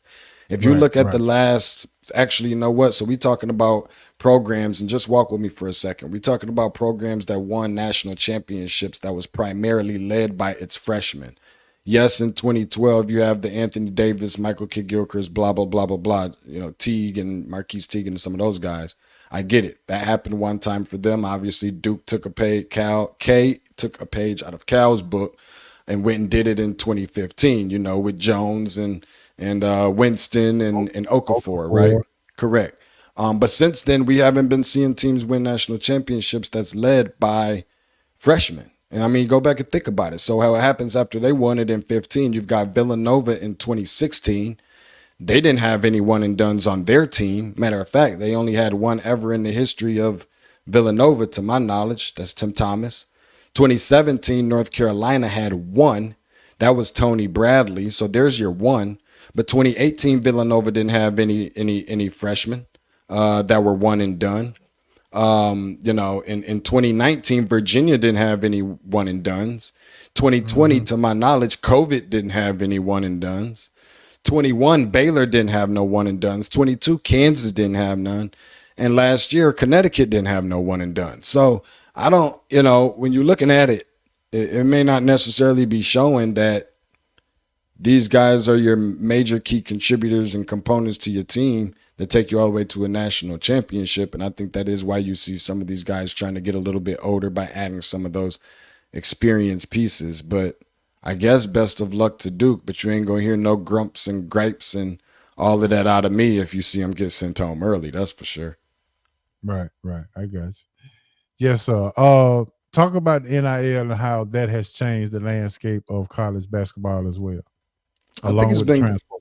I think it's been, both of them have really been good in a lot of ways because it's giving guys opportunities not only to play in the transfer portal, giving guys, without having to sit out a year and this and that, to come in and play immediately for some bigger name programs, or even transferring down to a smaller school, but still getting some recognition by putting them on the map, because the attention to smaller schools are probably bigger now than it really ever has been. Just because of the kind of noise that they make in the tournament, amongst other things. But outside of that, I think that the NIL has really been good for college basketball, based on the fact that it gives us a chance to bring college basketball back and get to learn some of these names a little bit. Part of the reason why we stopped watching, because it doesn't give us enough time to get to know any of these guys, because everybody's trying to run and go get a bag so fast. Well, if you give them an opportunity to stay on campus a little longer and make a little bit more money, then maybe we had an opportunity to get to know who they are. And that's why you see guys like Hunter Dickinson come back, and maybe Zach Edey. I don't know where his draft stock, is now by coming back. It can't be too much different than it was last year, because he's dominating the same. So, but I think it's been good from that standpoint. I don't think it helps a whole lot, respectfully, to the girls' game. That was just so much better of a tournament than the men's game was last year with Caden Clark and all that kind of stuff. But the part that I don't think really helps the NIL, not as much transfer portal, but I don't really think helps the NIL nearly as much, is the fact that I'm not going to say it doesn't hold the transfer portal is what doesn't really hold players accountable as much, but the NIL is something that I think that when some of these kids is getting it, they're kind of treating it as if it is the NBA, and that they've already accomplished something and they don't have to work as hard, because somebody's seeing value and worth in them enough to be able to put money in their pocket. So they're not going as hard as they normally would to try and get to the next level. But that's not for every single player by any means. It's just my personal take on transfer portal and NIL. Okay. And you got any questions before we? Yeah, I know you're leading into, like you said, your time of the year, which is a big tournament. And over the years, it's been a guard-driven tournament. If you have good point guard play, you can usually advance pretty much in that tournament. So what teams with good point guard play can I look for when I'm filling out my bracket that might make a run? I mean, you definitely have, a Carolina team. And some of these guys all really have good, for the most part, pretty good point guard play. I think it's not just about good point guard play; it's experienced point guard play that's gonna make the difference maker. And that's why I think that when we was talking about Duke, the Jeremy Roach, people don't understand maybe him not, why is he still in the starting lineup or whatever, what have you. But there's something to say about a leader, extension of a coach on the floor. Tennessee has some elite, point guard play as well. It's a lot of teams around the country, if I'm just being honest. I mean, there's some really good. I think Texas A&M could be a potential sleeper for a deep run. Final Four or not, I don't know, but for a deep run, they've got some good guard play as well. You can make strong cases for a lot of teams, but again, I don't think it's just about guards being good. I think it's about, guards being experienced. You've definitely got, Hall of Fame coaches always make a difference in this thing. Deep rosters always make a difference in this thing. All those things matter. But I think that there are, in terms of some surprises, there are a few of different conferences that I think can propose some problems for some teams when March rolls around. I mean, look at the, Atlantic 10, for a moment, you do have a Loyola Chicago coming. Yes, that same Loyola Chicago is good again, Will they make it as far as they did? Maybe not as much, but it's predicated off the good guard play over there. Dayton has been really good this year coming out of Atlantic 10. Richmond is another one. George Mason, I know it's not 2006, but George Mason is another player, again, that could potentially make a run if they're able to get in. All those teams won't get in. But I think the consensus would agree that the top of the college basketball world in terms of conferences are the top two right now is probably going to be the Big 12 at the top, and then the Big East as number 2. I'm almost willing to say that not necessarily that the SEC, Pac-12, Big 10, whatever, has been that bad, but go and look at the Mountain West. They got some really good freaking teams over there, man, with some really elite guard play. Jamal Mashburn Jr., I know everybody knows who Eddie House is as well. Both of their kids, Mashburn and House, both are guards over at New Mexico. They could be a potential player. Mountain West is really good. San Diego State just coming off of a Final Four in the Mountain West. Boise State, Colorado State, Nevada, Utah State. You got some players over there in the Mountain West. Somebody's going to come out of there and make a run deep. But again, it's not just about how good they are only. Of course, you got to be somewhat good, but it's got to be experienced guard play. That's what's always going to be the kicker. Those fifth-year seniors, juniors, upperclassmen, they're starting 4 or 5 of those type of guys. That's always going to be a big play. Okay, and I have one other question because you did mention my boys down in the 901. No doubt. For those people who don't know, let me ask you, man, because we've seen the kind of that trend where they went with these ex-players like Penny, like in Michigan with Juwan Howard, I think Vandy with Stackhouse, and it hadn't materialized. It hadn't worked out like I thought it might with, they've been able to recruit and maybe relate to these players and get them to advance and win get some titles or whatever. But it hadn't done. What do you think is the reason that it's not happening with these guys? Yeah, Patrick Ewing was another one that didn't work out for. I think we've seen Chris Mullen at St. John's at one point in time too. So I get it. Sometimes it's the relatability. Of course, you got to be somewhat of a good coach. I'm respectfully to Penny, which I like Penny as a guy, but I don't know that I get a great feeling about Penny as a coach per se. Sometimes I don't know if he's trying to be friends with the guys more than he is trying to be the coach. But you do have to be relatable. You know what I'm saying? I think that Juwan does a very good job at being very balanced, right? But these guys don't know who those guys are.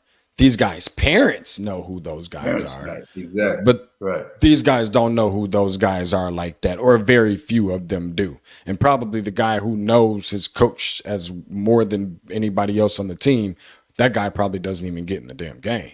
But why is it that way? I don't know. I mean, why was Michael Jordan not all that great of a, you understand what I'm saying? I don't really know the answer to that. I don't want to pretend to know the answer to that either.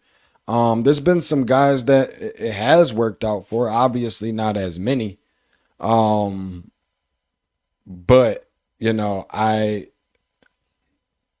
I think sometimes there's a such thing. I mean, think about it. We all have shows. We all sit up here and talk about basketball, and any guy who dunked a basketball in the NBA or scored touchdowns in the NFL or whatever major level, it's almost as if all they have to do is come and say, you know what, I have something that's relative to what we're talking about that you guys cannot really relate to. And that one thing is feel, because I played the game. And while I do respect that from a lot of guys who played this game, I could turn around and say, hey, there's something that I have that you don't have. And that's the fact that you may be too close to it. You may not know what it's like to be a fan as much because you've always been a player. And sometimes from an X's and O's, you have an opportunity to not necessarily learn more or learn less, just learn differently than some of those guys because they spent so much time as a player versus being in the position of a coach. Now, does that mean because I sit here and talk about it that I can coach? No, not necessarily. But that also doesn't mean that you can or cannot. I respect all the guys who, play this level, play this game on the highest levels and can go in there and coach and do a good job, or not just going out there for trying. They get their opportunities that way. But in that same breath, I do tend to favor, or I do tend to think that there is a space for guys who didn't play at those alma maters or didn't play at all that can be really good coaches on whatever level. Mm-hmm. Do you think it has to do with why, when the guys we're talking about were pretty much established as higher in their craft, right? So maybe I remember Magic saying he would watch and say why his players couldn't see what he saw. So you think it might be a disconnect right there. You understand what I'm saying? Like, I shouldn't have to tell him that he can't make that pass from here. It needs to go here to get the entry pass. And I don't know, like, I asked you that to see if you're on the same thought process. You said some things that I think that we are kind of on. I don't think they can coach, because to them, they like, that's a simple basketball play. Why can't you make it? And they don't take time. Normally, a coach really can say and show a guy why this is what we do. They just like, you should know how to do that. Well, some guys can pick up on this stuff so easy. Basketball comes so easy to a lot of those guys. It's just the God-given ability that they have that other guys just are not going to have. Magic Johnson is an anomaly. We don't even need to get into. I mean, he should facetiously be ashamed of asking someone how come they can't see certain things. Well, not everybody is 6'9" with the vision of a Magic Johnson. I mean, think about something. We know this man on the basis. If I came in here and said something about Irvin, y'all probably would have no idea who the hell I'm talking about. By the way, back home, that's what we call him. You are really considered a visitor, you know, if you're walking around the town saying Magic, because nobody says that. Everybody calls him Irvin. But if you think about it, when I say Magic, there is no confusion of who we're talking about. The man's name is Magic. All of those things being said, though, is that sometimes it can be frustrating for those guys because they played it on such a high level, and other guys can't see what but that just goes to the greatness of that particular player who is now a coach, to be teachers.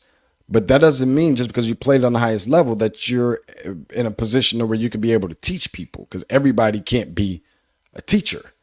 But I think that I think there are other elements that sometimes some of these former players and current coaches need to dip into when it's a level that they may not necessarily be able to relate to all the time because they've always been a player, like I was saying before.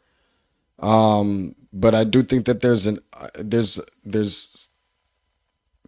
things that are untapped, where you really have to develop and establish that relationship with your players and get them to buy into what you're trying to do beyond just put them in the NBA on the next level. How to teach them to become better basketball players, not just athletes. Teach them how to become better young men and show that you actually care about these guys and it's not all about a bag. Because in this day and age, in this era, in this generation, a lot of coaches, not all, but a lot of coaches tend to put their arm around a kid and try to guide him in a certain kind of direction and ride that kid's coattails so that it can make them look good. But a lot of times these kids need somebody who's just going to embrace them to try and make them better people and better basketball players, not just guys that can run and jump and check those boxes in what ultimately is kind of like a run and jump league. And I think that's why we have players that we value so much but are undervalued by so many other people that can do such great things on the basketball court on the highest levels or not, that never will show up on the stat sheet or on a box score. All right, Tate. We got to get ready to close it out. But I got a question of the day, and I got some what say you. So we're gonna close it out with that, if you don't mind hanging in with us. Of course not. So I got the question of the day. The question of the day is I need you guys to rank the All-Star festivities for the NBA, Major League Baseball, and the NFL.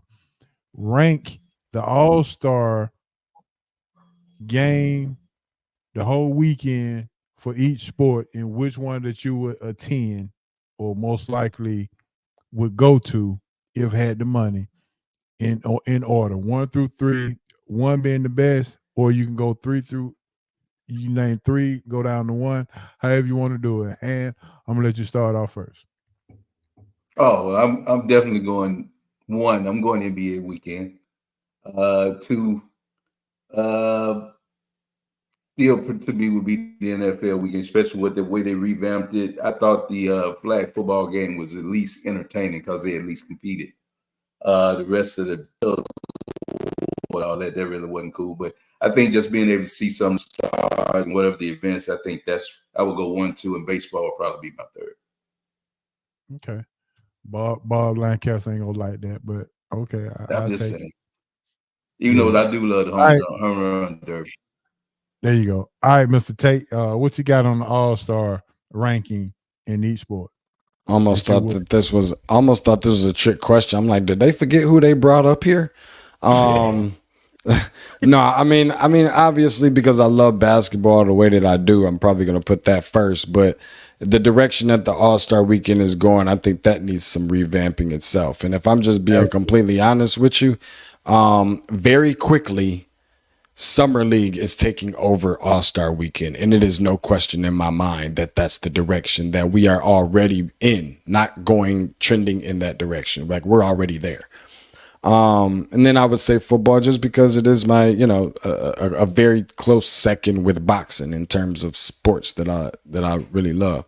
And obviously number 3, baseball, but I really want to push baseball up a little bit higher personally, just because of the fact that it's a lane that I haven't really tapped into a lot. But, much like anybody will probably tell you, is that the festivities and the games and the home run derbies and everything else is probably so much more fun when you actually attend it than it is just watching it on TV. So I'll follow Hancock with the 1, 2, and 3. But that's really, that list is adjusting pretty quick. Okay, I can dig it. I'm going baseball first. I have tapped in really, really heavy. And I think you're right. If you're there, the adrenaline will go further and further.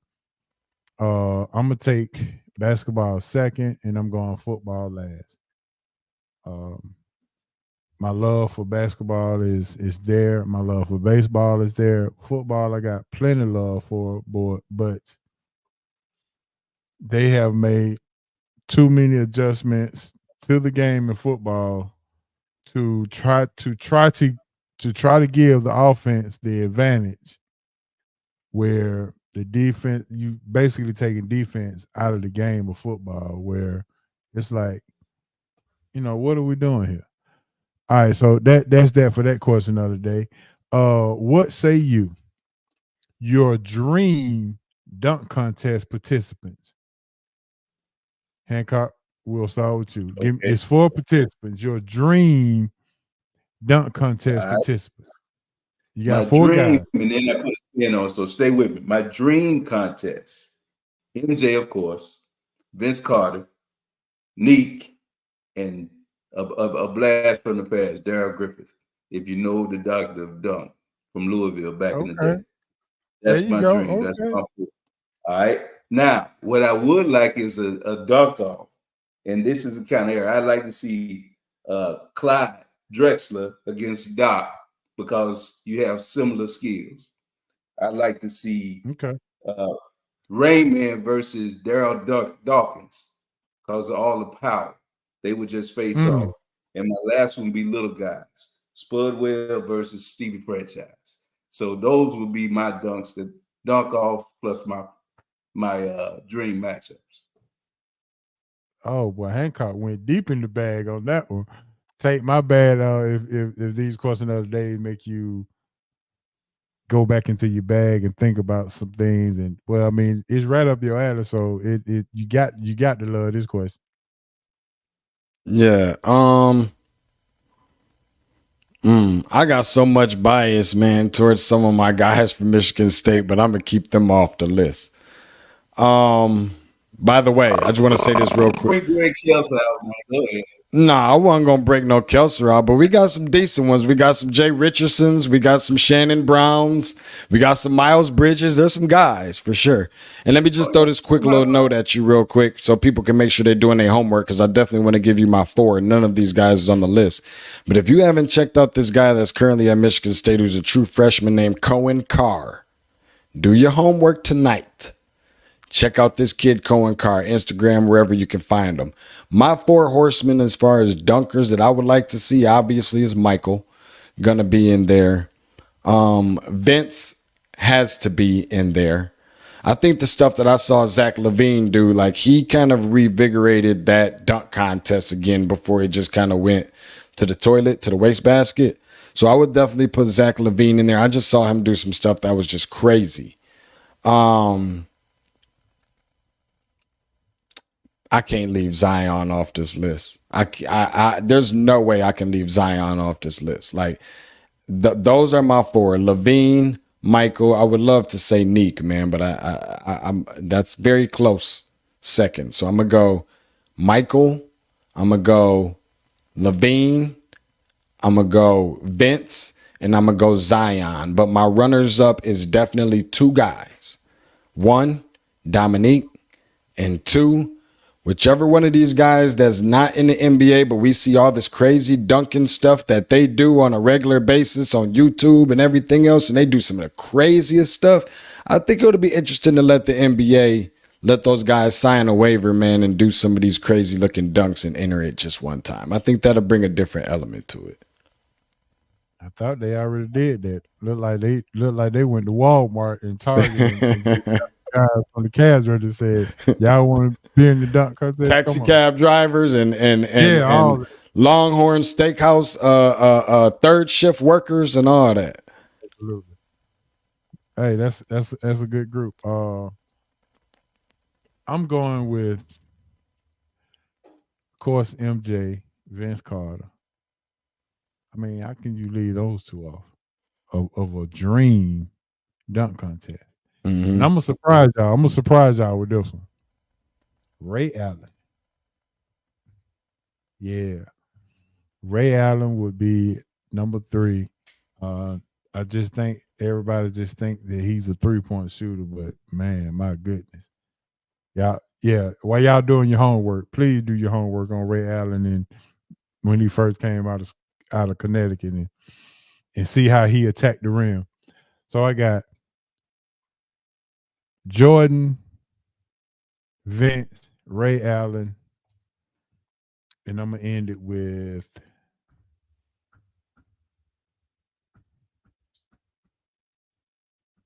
Grant Hill. Some told me you was gonna sneak a dookie in there somewhere, man. Some way, somehow, he was gonna find a way.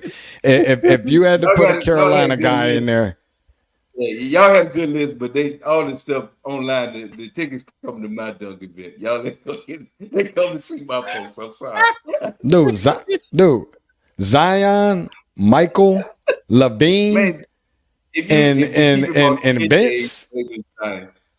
If you have a Beignet contest, Zion will be there. Have you ever seen somebody that can out eat anybody in a beignet contest and then win the dunk contest? Hey, well, he there. He can do that. It's him. It's him. No doubt. Look, I'm just being facetious. Zion is the truth. Don't get me wrong, but I'm still going with my list. I appreciate it. Respectfully. Absolutely. All right. So my what say you, I got 2 what say yous, and then we can end it because we already over. But my what say you for you guys tonight is, what say you? Name me, and this is for you, Tate. I thought of this question because when you told me confirm, I had to get something. Name the top 3 college players that you've ever laid your eyes on play college basketball. And Mr. Tate, I will let you in person, on TV, whatever. Yeah, that's my next question. On TV or in person, no matter how you saw them, you saw them. But Jesus Christ. Obviously in person go give you a different feel. Absolutely. Without question. But I mean, that you've ever put your eyes on TV or in person. Give me 3. I think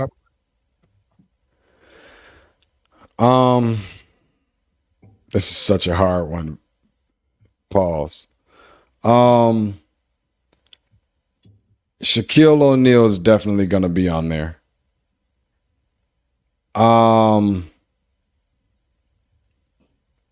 can't leave Steph Curry off of this list.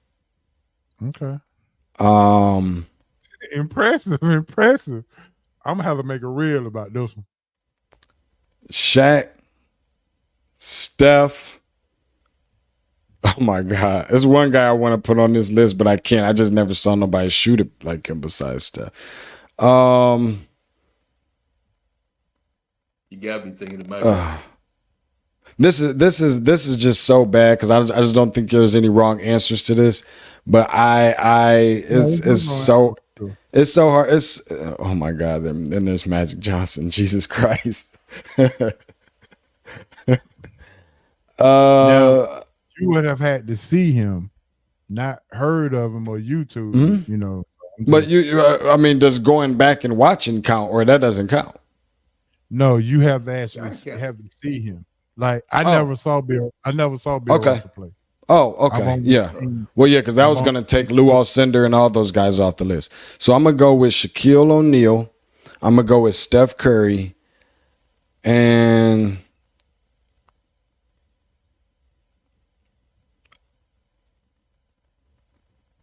maybe Malik Beasley. Not Malik Beasley, but Michael Beasley. Yeah, maybe. He was on one of my questions. Oh my God! But then you got Carmelo. Hold on, bro. I can't. I gotta rock out with Melo. I don't want to do it, but those are my three: Shaq, Carmelo, and Steph. Those are my three for sure. All right, well that's good. So Josh, thank you, Josh, for helping Mr. Tate change his mind. And oh my God, Weber. Oh my God, go on. You know what I'm saying? So this is no way this is tough. Come on, SRT. There's no wrong answers, bro. That I was gonna hit you with something. Yeah. There's no way that you. Okay, so we got some more coming in. D Wade, KD, and Shaq. Okay. All right, Hancock, what you got? Man, that's tough, man. That's so tough. And then Josh got a wild card. Jason Williams from Duke. I saw Chris Jackson at LSU, and I know that's who you're talking about. Yes. I did too. I did too. And then this guy, I know both of y'all gonna just shake your head. Lynn Bias was my guy. Yes, sir. And to date myself, I have to say it. I know you guys may not have seen it, but in college, Bill Walton was unstoppable. Yeah. I watched him kill Memphis in the tournament, and they couldn't do anything with him. So there are players, I mean, I'm not going to put him on my list, but I'm just telling you how dominant he was. Because in eras, you have to go by what they did when they were on the court, and they were dominant. And, I mean, we just can't gloss over Michael Jordan. Y'all, I'm sorry. When he was in Carolina, he was phenomenal also. So my three, I'm going to go Len Bias. I agree with you on Steph, man. Steph changed what we I know, saw. but when I saw, but Hancock, when I saw Jay Will's name up there, I said, "Oh my God, I got a real competition here." It is. Yeah. That is a tough thing to say, man. That is really tough. And you know what? I'm gonna say this last part because I know we up against it and we got to go and everything else. But when I look at Steph, of course, I see complete player and overall and this, that, and the other, and all the stuff that he was doing. But then we associate stuff so much with shooting. And I was going to say, there's one guy that I saw shoot it. And again, we could talk about so many guys, you know, the Alaskan Assassin and all these other guys. But dude, the stuff that JJ Redick was doing as a shooter was, I think that might be the best shooter on the college level that I've ever. I mean, the way that people were right here. How did the ball find a way? It had to be in the. You ever play the video game? And you're like, hold on, man, the computer cheating. The ball invisibly went through a guy's. It had to happen like that in real life and could shoot it from any different area code. But I still can't go against my three. The Weber and the J. Will one. That one threw me through a loop. Yeah. Well, I'm gonna take, like I said, I'm gonna stay with Steph. I'm gonna take Len Bias, and my third one, I'm just gonna say Michael Jordan, man. I can't go against Mike. All right, there you go, Tate. Todd Dollar said Okay, so okay. No, right, thank you. Thank you, but no thank you. I will pass. Okay, cold-blooded. Nah, not top. I got you. All right, Han. You got your three. You said George, Steph, and Len Bias. I'm going with Lennon Bias, Chris Jackson, and Tate. You have encouraged me to put JJ Redick on my list. Now, Oh my gosh, seriously. he was up there with Larry Johnson. No Leitner? Where's Leitner on your list? No. Leitner, I came close to Leitner. I had to almost name Leitner. It was between Leitner, Larry Johnson, Harold Miner, and Kenny Anderson. Those was my Kenny Anderson. I mean, let's be real. Kenny was killing. Randolph Childress. I mean, yes. I mean, we can. Hold on. So the next time we meet up, could we have three different answers? Hey, can we get Dream a little love in Houston? Absolutely. Yeah.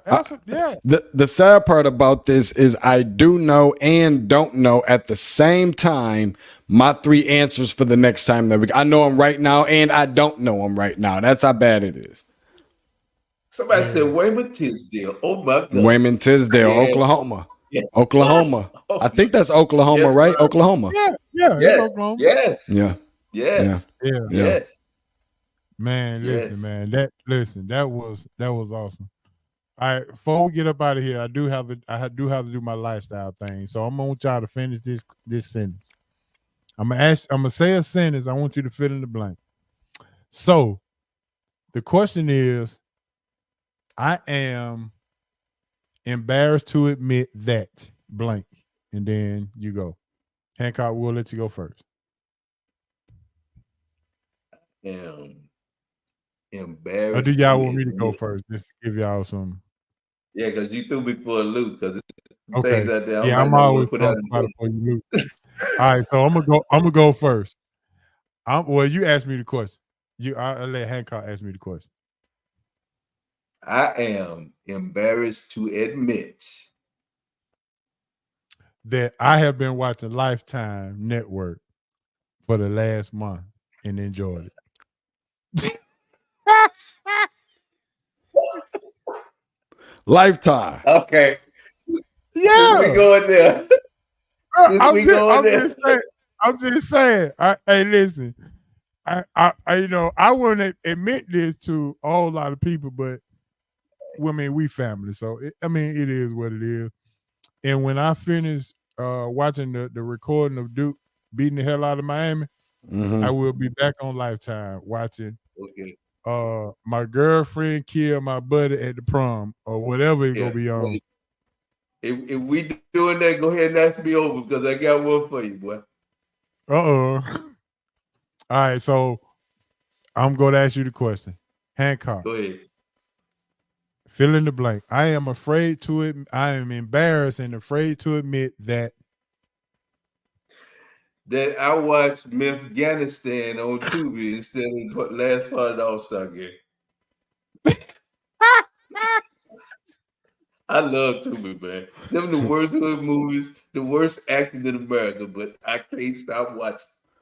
I can't stop watching. Oh my God. Hey man, take me down 7 Mile and all them places, all these cities all the time. Man, I love Tubi, man. All right, cuz. So he's embarrassed to admit he's been listening to country music. Okay. All right, cuz. All right, Deshaun Tate, I'm going to ask you this question. I want you to fill in the blank. I'm embarrassed and afraid to admit that blank. I can hear my cousin in my head right now, like, go ahead and tell him that you secretly root for the Wolverines in the championship game, bro. But he know that's a damn lie.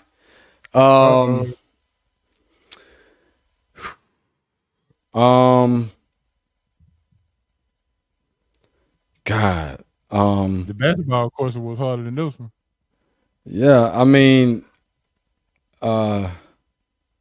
you just afraid to admit it?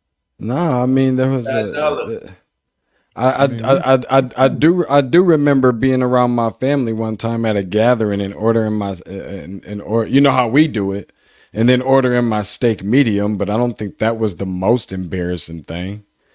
Even though everybody looked at me crazy.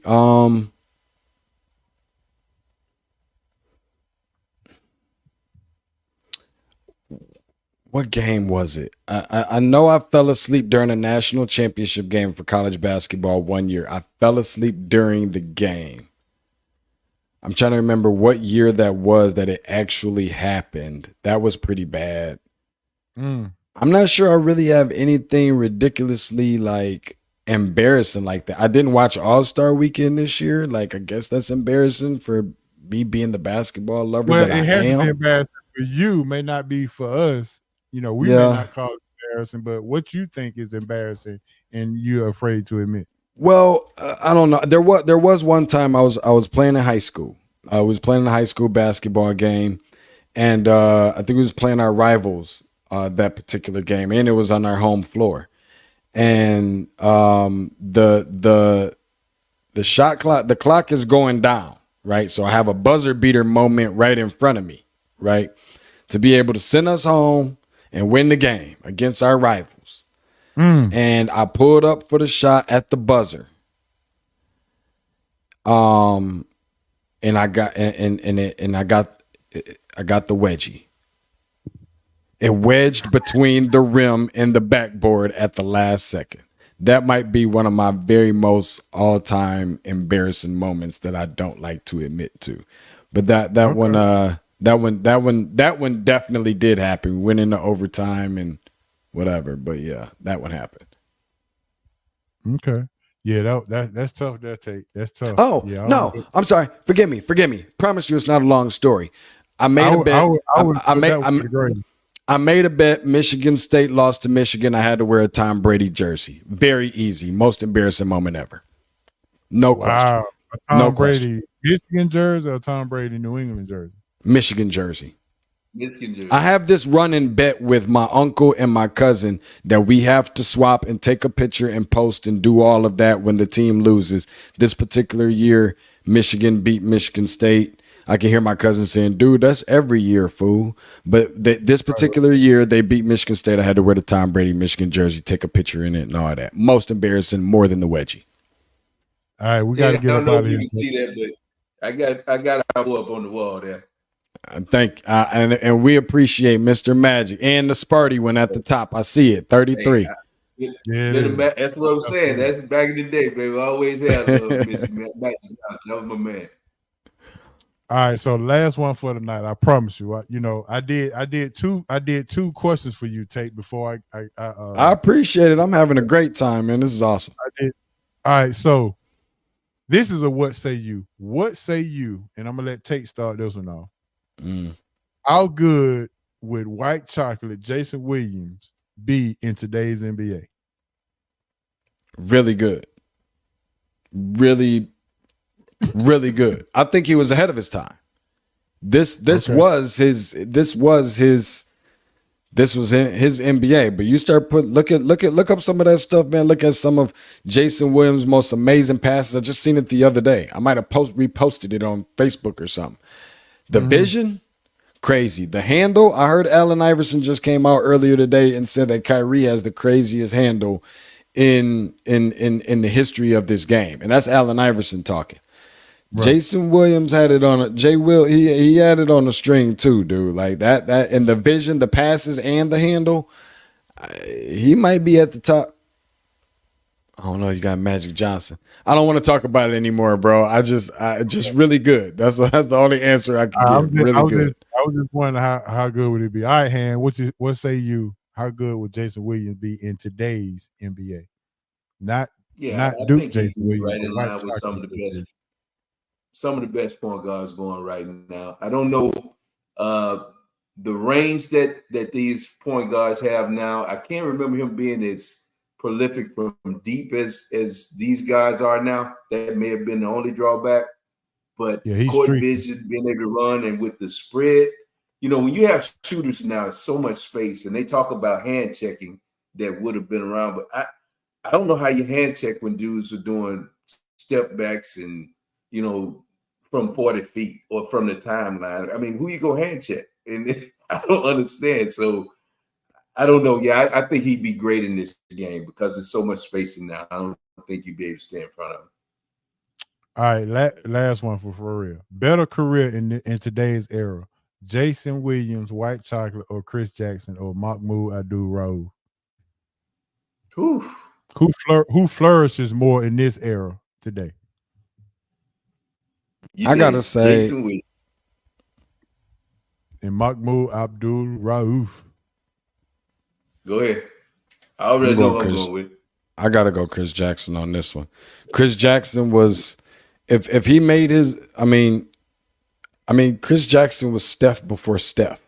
Like, yeah. I gotta go with Mahmoud, but I still think that there's not a wrong answer. You know what I'm saying? Like, Jay Will was going to flourish in today's game too. The flashiness, the way that they play. I mean, he wasn't uberly athletic and craziness like that or nothing. But just the passes and the vision and all that. But I just got to go Chris Jackson because the ability to score, that's what this NBA is all about. He would have definitely flourished. What was his average? What was it like? What did he average as a freshman at? Didn't he lead the nation in scoring as a freshman at LSU or something? 30-something? Yeah, 32, I think. Mahmoud, for sure. He scored, he was scored 40 in his very first game. I think we was in 201 when he did that. He was killing, man. He was a beast. I wish it's another guy that I think we don't, that we missed out on, and that's another Dookie. I don't really like his commentary when he does stuff on ESPN and all that, but that Jay Will from Duke, if he'd have been able to play in this era healthy, he would have been a beast because he was the truth. I got to give it to him. Dude could play. So I hate we got shortchanged because of the accident. Because if he'd have played in this era, whatever the spread, man, he was that dude for real. He really was. He was. Absolutely, I do totally agree with that. But the question, to ask the question, it would be Mahmoud. Okay, Mahmoud. Yeah, I had a chance to go see. I went to Chicago to see Jay Will when he was with the Bulls, and I think Boozer was on his team. I went to go see him play Cleveland when John Lucas was the coach for Cleveland at the time. Went to go see. It was freezing up in Chicago too. Good God Almighty, it was cold. Good, woo! I think it was 2 degrees in Chicago. I'm like, man, let's go. Not 2. Yeah, man. Yeah. John Lucas left us to Texas for us to go see Chicago. I'm like, hey, it is what it is, but had some great seats too. And Jason Williams is fast and was very, very strong. A lot of people don't realize, but all right, Tate, let everybody know where they can find your commentary, your online presence, and everything about college basketball. No doubt. At Tate's Take Hoops, TATES TAKEHOOPS, on social, obviously, that being Twitter or X or whatever you call it.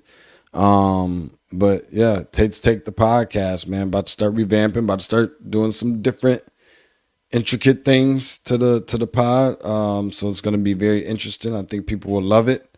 We like to call it the best, the most entertaining, most informational, most educational basketball content on the planet in the form of a podcast. Find it anywhere you find your favorite pod. And right now we got something super dope going on the Locked On network, podcast network, Locked On.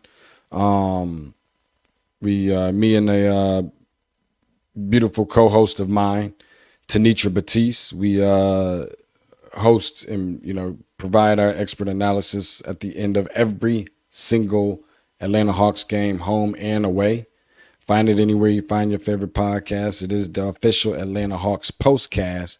And go follow Locked On Sports Atlanta, and then go check it out at the end of every Hawks game for you diehard Hawks fans.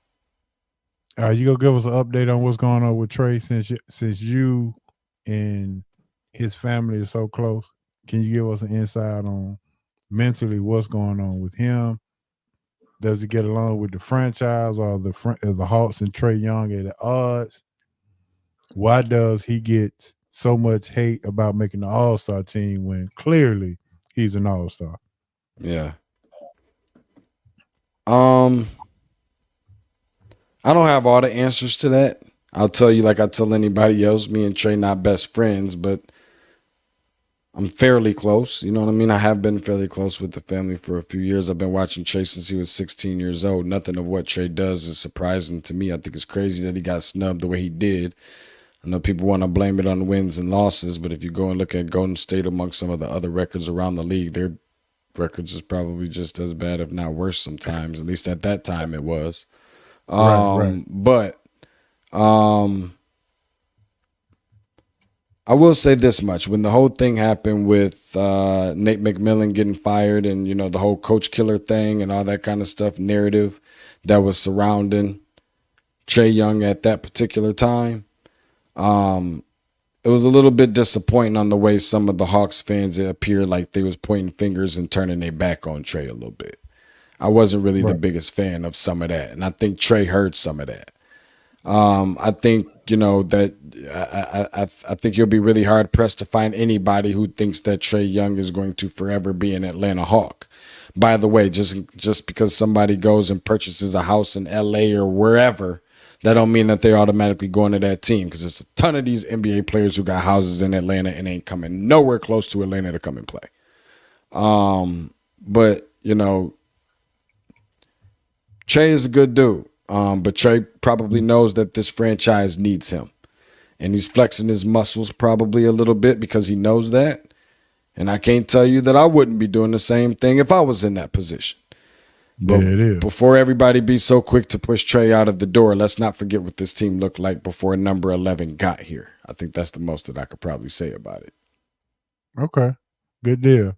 All right, man. With that being said, we want to thank everybody for tuning in, and as we get ready to get out of here, and Tracy just chimed in and said yes, that was a good game in Chicago. And yes, so she was just as cold as I was, but she enjoyed watching Jay Will as I introduced her into the land of the Dookies and how we roll and how we flex our muscles, and that's how we do it. So with that being said, man, what it do, Mr. Deshaun Tate was in the building. We want to appreciate shout out to Smitty, shout out to Tate, shout out to Hancock making it back. Shout out to all the listeners, everybody that did YouTube, Facebook.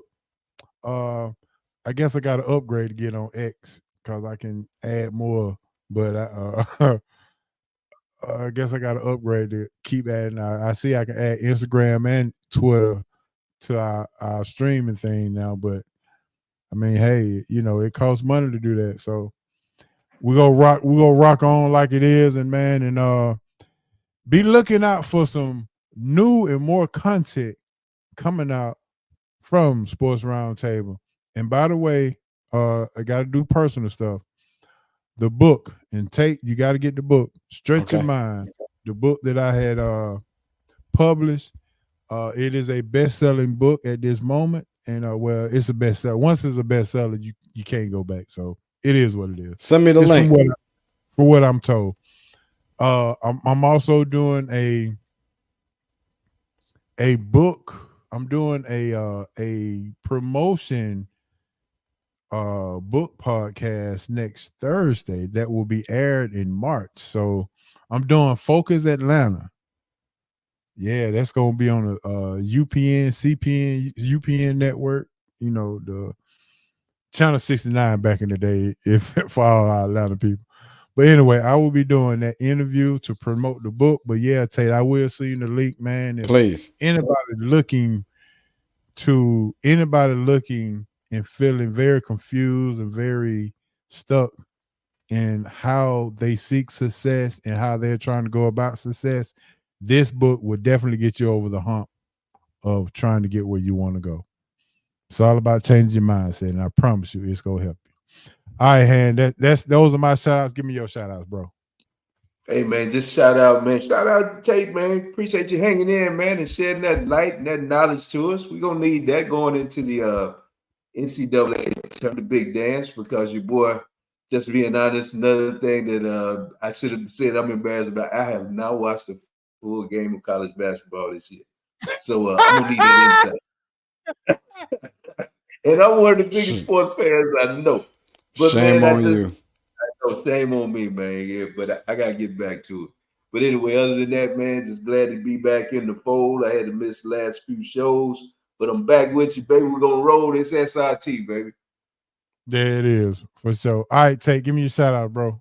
Man, appreciate you guys for having me. All the supporters and contributors of not only the moves that I'm making, but also to the homies, man, for you guys just for bringing me on, and everybody that's supporting you guys' movements and books, and you guys staying strong even through COVID and being steady, being consistent, being persistent.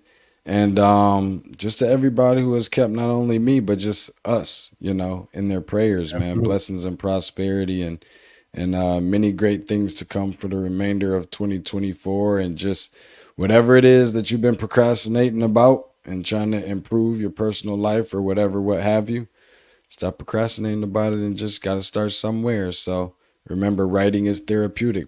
Jot some of them ideas down on paper and let's get this money and generational wealth. There it is. All right, man. Well, listen. One thing about doing the virtual, you can go as long. We ain't got no time restriction. We can go as long as we want to go, and we can be all right with it. So, with that being said, man, Tate, I really appreciate that. Han, I'm glad to see you back in the fold. I really appreciate that. And for all those who's wishing me a happy birthday early, I will be turning the awesome number of Ray Lewis tomorrow. Yes, man. And I look like Josh 25. Allen, the Josh Allen from the Jacksonville Jaguars, but it's Ray Lewis, baby, all day tomorrow. You know what I'm saying? So going out and celebrating and doing some good things, and yes, and I'm glad to be here to share all of this with you, because there for a moment, didn't know if I would go get the 50, but God willing, we made it here. And with that being said, Han, let's roll. Boogie, I'm headed home, baby. It's your main man, H.O. from Bankhead. R.I.P. Moms and Pops, R.I.P. BC. And if you love the show, tell a friend. And if you didn't, happy birthday, big homie. It's Tuesday time. Yes, sir. And we out. Peace.